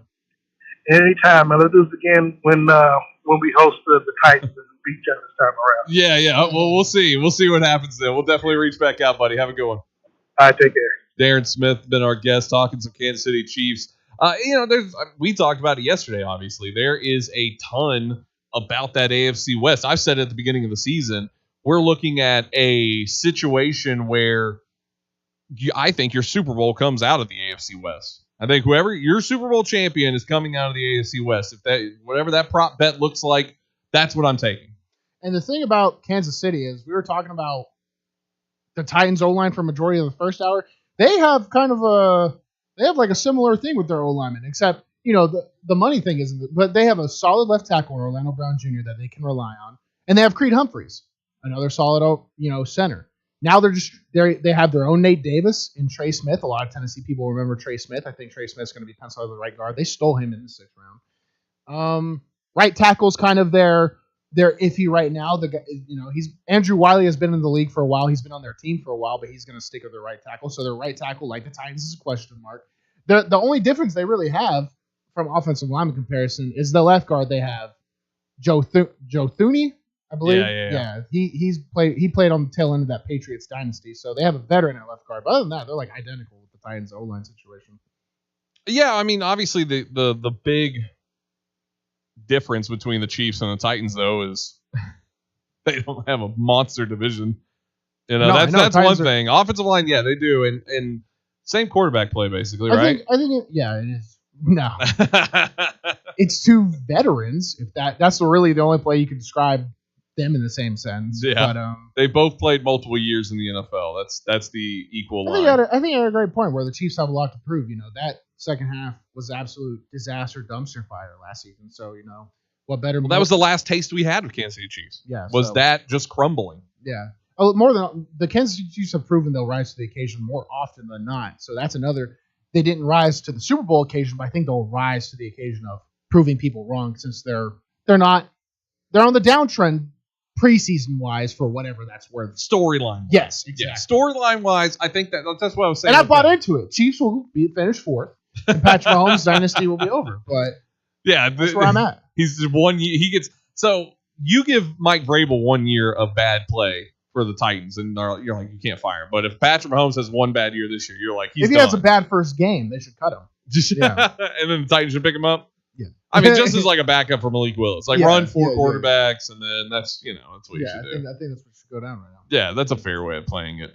I do wonder what's going to happen. I mean, I imagine Chiefs fans out there right now they have to be somewhat timid to the season coming up. I mean, he mentioned the schedule. The schedule's rough. No, because Chiefs fans are delusional. I mean, have you think so? Yeah, have you ever met someone from Kansas City? They think they're going to the ship every year. Now, see, this one feels like it's an attack. Yeah. Listen, the people of Kansas City are some of the nicest people in the world. You loved Missouri. Yeah, I love Missouri in general, but I also was with the Chiefs for like 2.5 weeks, and people were buying me Mexican food, and they were just having conversations. They were just like, "Here, big guy, what do you do?" And I was like, "I'm here trying out for the Chiefs." They're like, "Oh, that's awesome." So they're super cool. And they're also Red Nation. Yeah, they're also just delusional, which is fine. There's nothing wrong with being delusional. Well, you got to be a fan of something, know? Yes, and being a fan means you're a fanatic. And being a fanatic means you're kind of crazy. Yes. So every fan is delusional in some way. So when their bubble gets burst this season, I'll just think, like, I don't wish wrong or ill on them. I just think it'll be funny. Okay, but if I'm looking into the future, I'm hearing everything that's happening, and I see, what do I see? What do I see in my crystal ball? Oh, Bruno Reagan's crying because the Kansas City Chiefs are in the Super Bowl once again. Oh, no. When the Bills and the Chiefs are playing the AFC Championship again, I'm just going to be... Last year was a great game. The status quo just uninterests me. I love it when it's chaos every single year, like when there's a shakeup. Like the Titans. No, that's what you want. Yeah. Yeah, you but want I know the Bills and Chiefs will play in the AFC Championship this year. That's just what's going to happen. So It does kind of feel that way. So you don't believe like there's any uneasiness with the Chiefs fans compared to like the Titans fans here? In terms of Titans fans have... The reason why I say that, if you hear me out, just let me, because you see the division. They really stacked up in the AFC West. In terms of free agents, draft picks, what have you. In the AFC South, it's just the Colts and Titans. We've seen the additions that the Jaguars made. The Texans, we all know they're in a rebuilding year. Not as much question, but still, Bruno, we've all talked about it. That Super Bowl window slowly closing, as opposed to, yes, Chiefs got the best coach, best tight end, best quarterback in the league, arguably, right? But you feel like the Chiefs fans feel like it's Super Bowl bust every year for them because they have the trifecta there? Well, yeah. I mean, I feel like if you're a Chiefs fan, you expect it. You know, like the storyline with Patrick Mahomes 2 years ago was, is he going to catch Tom Brady? Yeah. Now we know it's already looking like it can't happen, but. Yeah, why is it that people just say it can't happen? Tom Brady's played how many years? Like, if Patrick Mahomes plays that many years, he has a chance of still winning 6 Super Bowl rings. I think that's just 7, whatever it is now. Yeah, I think that's just an extremely ridiculous expectation to put on. It is. Yeah. You know, like it. First off, it is. Tom Brady is a ginormous outlier in the world of football. I mean, that in the world of any sports, him and Bill Russell, they're the only equals. Exactly. That's the only ones you can come out and talk about together. But I think that he's been to 2 Super Bowls. Mahomes has. He's been to 2, and I mean, you look at he's been to the AFC Championship 4 years in a row now. Yeah. 2 for 2 on those, and had a crazy second half in that last one against the Bengals. Could have been 3 for 3. Could have been. So the Chiefs are there, and look, it's not just Patrick Mahomes. Patrick Mahomes is obviously a big part of it, but what Andy Reid is doing is a big part of this. Andy Reid finally got a quarterback that he needed, and that just happened to be Patrick Mahomes. This is a situation where it wasn't the square peg going into the round hole. This is now the square peg going into the square hole. That's just you don't get that a lot in the NFL. You don't get a situation where you have like for the Titans, you don't get a situation where you have a head coach and a GM that are so intertwined together like the Tennessee Titans have with Vrabel and John Robinson. That stuff is just, it doesn't happen every year. Doesn't happen every season. Doesn't happen every era of team. I've heard horror stories of coaches and GMs hating each other's guts. Exactly. I know a very personal story of one of those. Just 2 people, how does this even happen? Yeah. How do you hire these people that hate each other so much? Happens all the time. And this is one of those situations when talent meets opportunity. Mm-hmm. That's what you get. You get a team like the Kansas City Chiefs. And I think, once again, Bruno's is out of pure anarchy. That's what Bruno wants. Yeah, I know we're up to a break here, but I just want to just throw this out there. Maybe we can think about it during the break and we can answer when we come back on. Now, we all see that they all trust Andy Reid, right? In terms of coaching, no doubt.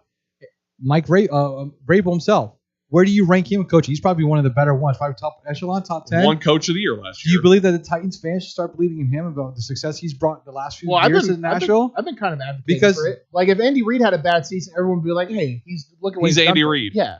I think I've been advocating for Vrabel to start taking a step towards that. Like, look at what he's done with the Titans franchise. Things have never been done before on a consistent basis. So, got to give him time. He's not there yet. If the Titans had a bad season this year, nobody should call for John Robinson. I mean, idiots are, but realistically, there's no shot Vrabel and John Robinson are fired. It's the same thing with Andy Reid. Andy Reid, if the Chiefs do have a bad year this year, say they do, nobody's going to say we need to trade Mahomes, we need to get rid of Andy Reid, and we need to rebuild everything. You don't need to. And really, the real side of it is they're not going to need to rebuild anything. They have a good team. Go ahead, Ray. No, you make sense because you look at 2 teams that lost they lost their star wide receivers, but no one's questioning Andy Reid. Everyone still has trust in him. But when you look when A.J. Brown was traded to the Eagles, everyone's like, oh, our season's up. Oh, we're done. You saw the season sound down, and I'm like, okay, do you not trust Vrabel and that John Robinson team of possibly keeping this team a competitive team year in, year out with the loss of A.J. Brown now? Yeah, well, once again, I think idiots are doing that. There's just morons. I mean, stupid. And look, hey, I think Titans Twitter are a bunch of idiots. I think they're all morons out there. So I've been on record saying that many times. So, I mean, that whole rhetoric, I'm not worried about seeing, the few, and don't even get me into Titans Facebook. That's a whole other realm of just depravity that I don't even want to be a part of.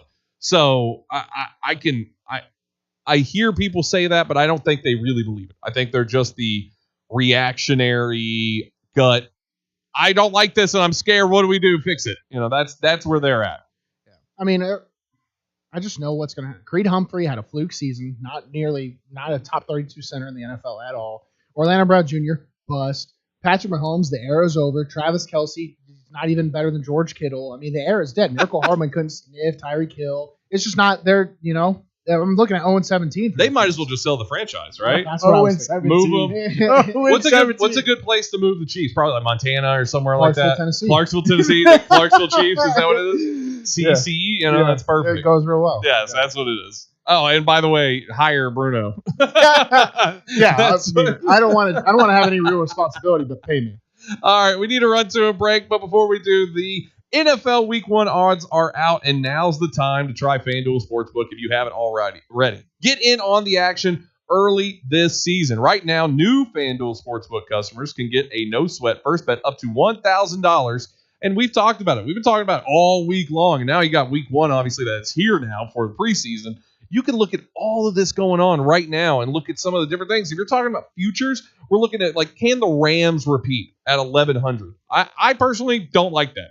Repeating is a different animal all in itself. Yep. But you can look at something like Titans win total. I like that Titans win total. I like the under of Derrick Henry's yards, his season average yards for the future of his yards. I don't know if he's going to be able to get over that 1,350 number there. So it's a scary place to go. That's where I'm looking at when I'm looking at these futures. Just sign up using promo code TAS, the afternoon stretch. Place your first bet, and FanDuel will give you up to $1,000 back in free bets if you don't win. There's no better place to get ready for the football season than on FanDuel, America's #1 sportsbook and official sports betting partner of the NFL. Download the FanDuel Sportsbook app and sign up using our promo code TAS, the afternoon stretch, TAS, to get started with your no-sweat first bet up to $1,000. That's promo code TAS. Got to be 21 and up and present in Tennessee. First online real money wager only. Refund issued as non-withdrawable site credit that expires in 14 days. Restrictions apply. See terms at sportsbook.fanduel.com. Gambling problem? Call TN Redline 1-800-889-9789. Good afternoon. Accident with injuries. Interstate 40 westbound at mile marker number 203. That's going to be right there between Briley Parkway and Charlotte Pike. Also 65 northbound at mile marker number 76. That's going to be near Old Hickory Boulevard and Harding Place. 440 eastbound at Brightwood Avenue. Also slowed because of a crash. Still seeing some very heavy volume out there along Interstate 24 from a crash that we had earlier this afternoon.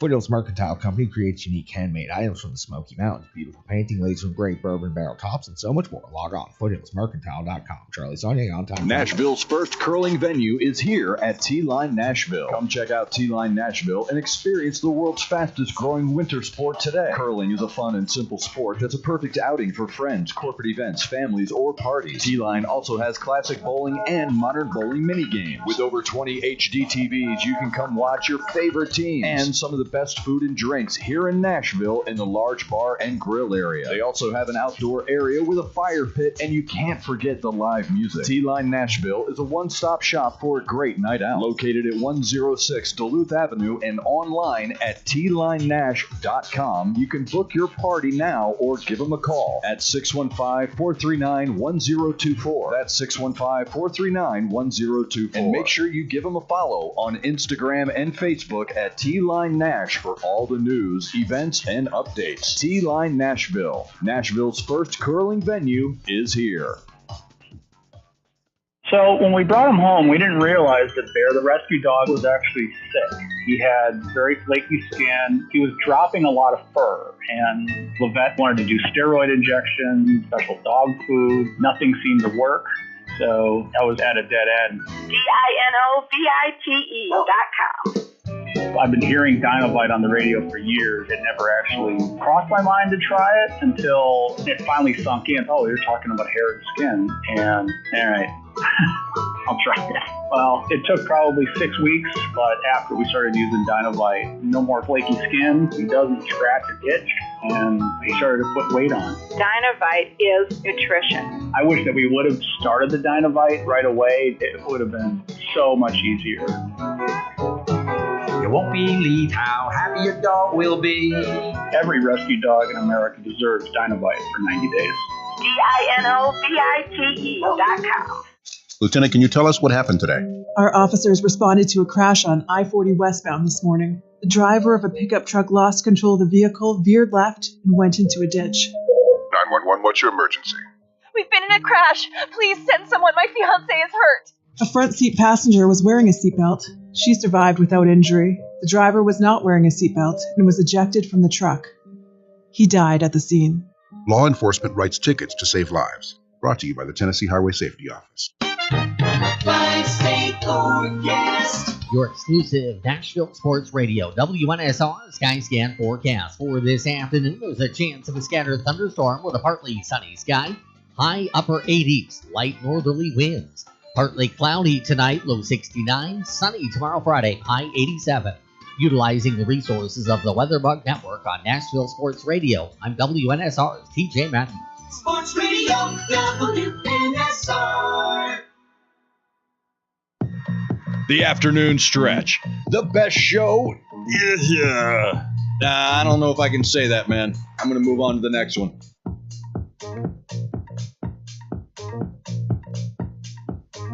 Welcome back to the afternoon stretch. Bruno, Reagan, Ray Dosky, Zach Williams. All right, what's our prediction for tonight? Baltimore, Titans. I think the over-under is somewhere around early 30s.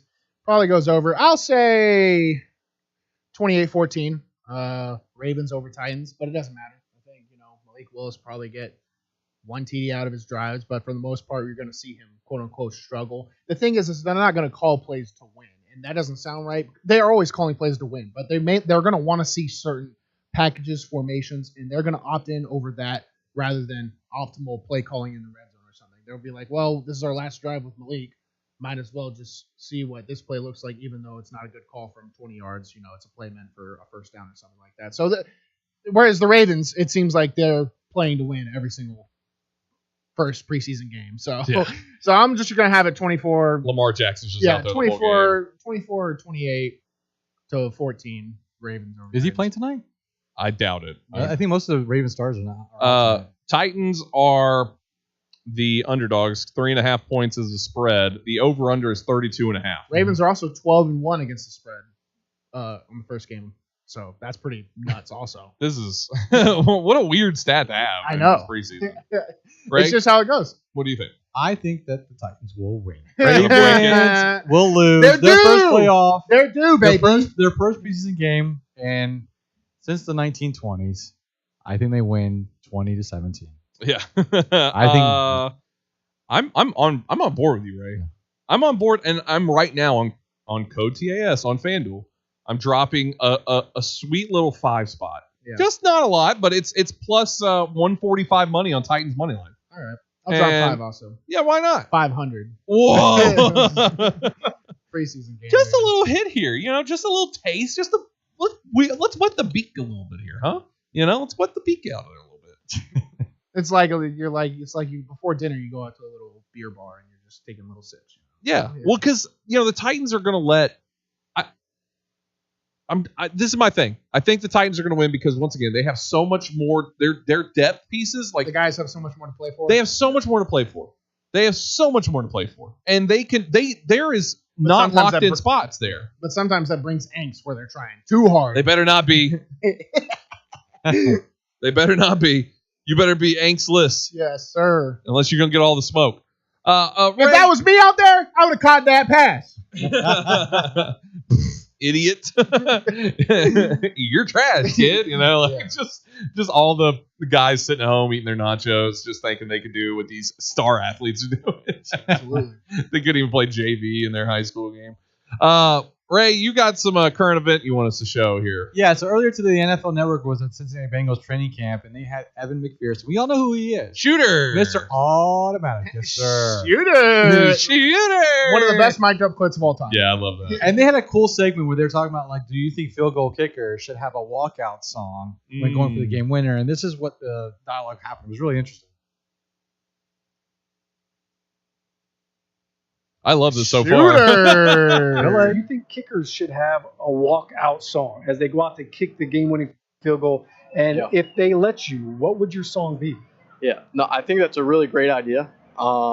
Just like in baseball, I think they should kind of implement it in football because I think it could bring a whole new level of excitement to the game-winning field goal. With what song I would want mine to be? What do you feel? I think I'm going to have to go back to my Super Bowl days, pick an artist from there, and I'm going to go with Without Me by Eminem. All right. So guess who's back? Back again. Yeah, look at you. Yeah, it's That's like a lame answer. No, what a I know. stupid You song to walk get a in. nickname like Shooter. You would think he's cool. You can tell he's just like every other kicker, a dweeb. Yeah, that I understand now what you're talking about. See, they're all the same, dude. If you're the kicker, what's your walkout song? A tremendous idea. I love this idea. That actually should be what they do because the walkout songs should not just be for baseball only. I love the idea. If they do that, no more ice in the kicker is allowed. Just one time, let them walk out. I already know what mine would be. What would yours be? Jay-Z, let me introduce myself. Let me introduce myself. My name is I'm picking Barbie Girl. Barbie Girl. I'm a Barbie girl. Everybody just goes crazy. That's your song for everything. Or Shark. No. Baby shark, baby shark. You got to get something that everybody's going to clap with and be like hyped up when they hear it. You'll get the kids involved. You'll get the kids hyped. See, and that's I'd usually probably that's what you want. I'd I'm probably on a business mind. Probably do. We don't talk about Bruno. That'd be fun. We don't talk about Bruno. No. I told you, whenever I would go on like planes or something, I would always have my Vandy backpack and it'd have Bruno Reagan, and like kids would be like, we don't talk about you. I mean, they were that's the best part about kids too. They're not manners, so they will point at you. Well, that's like, also they'll stare at you. It's hilarious. That's You're good really because if you big. miss the gig, we don't talk about Bruno. You're really big. Mom, why is he so much bigger than everyone else? He's really wide. just kids will insult you without even like. Yeah, they have no idea. Yeah. Why does your breath smell like a farm? Like what? Just why'd I you love say it. that? Personally, I love it. Personally, I would let that happen to me. Yeah.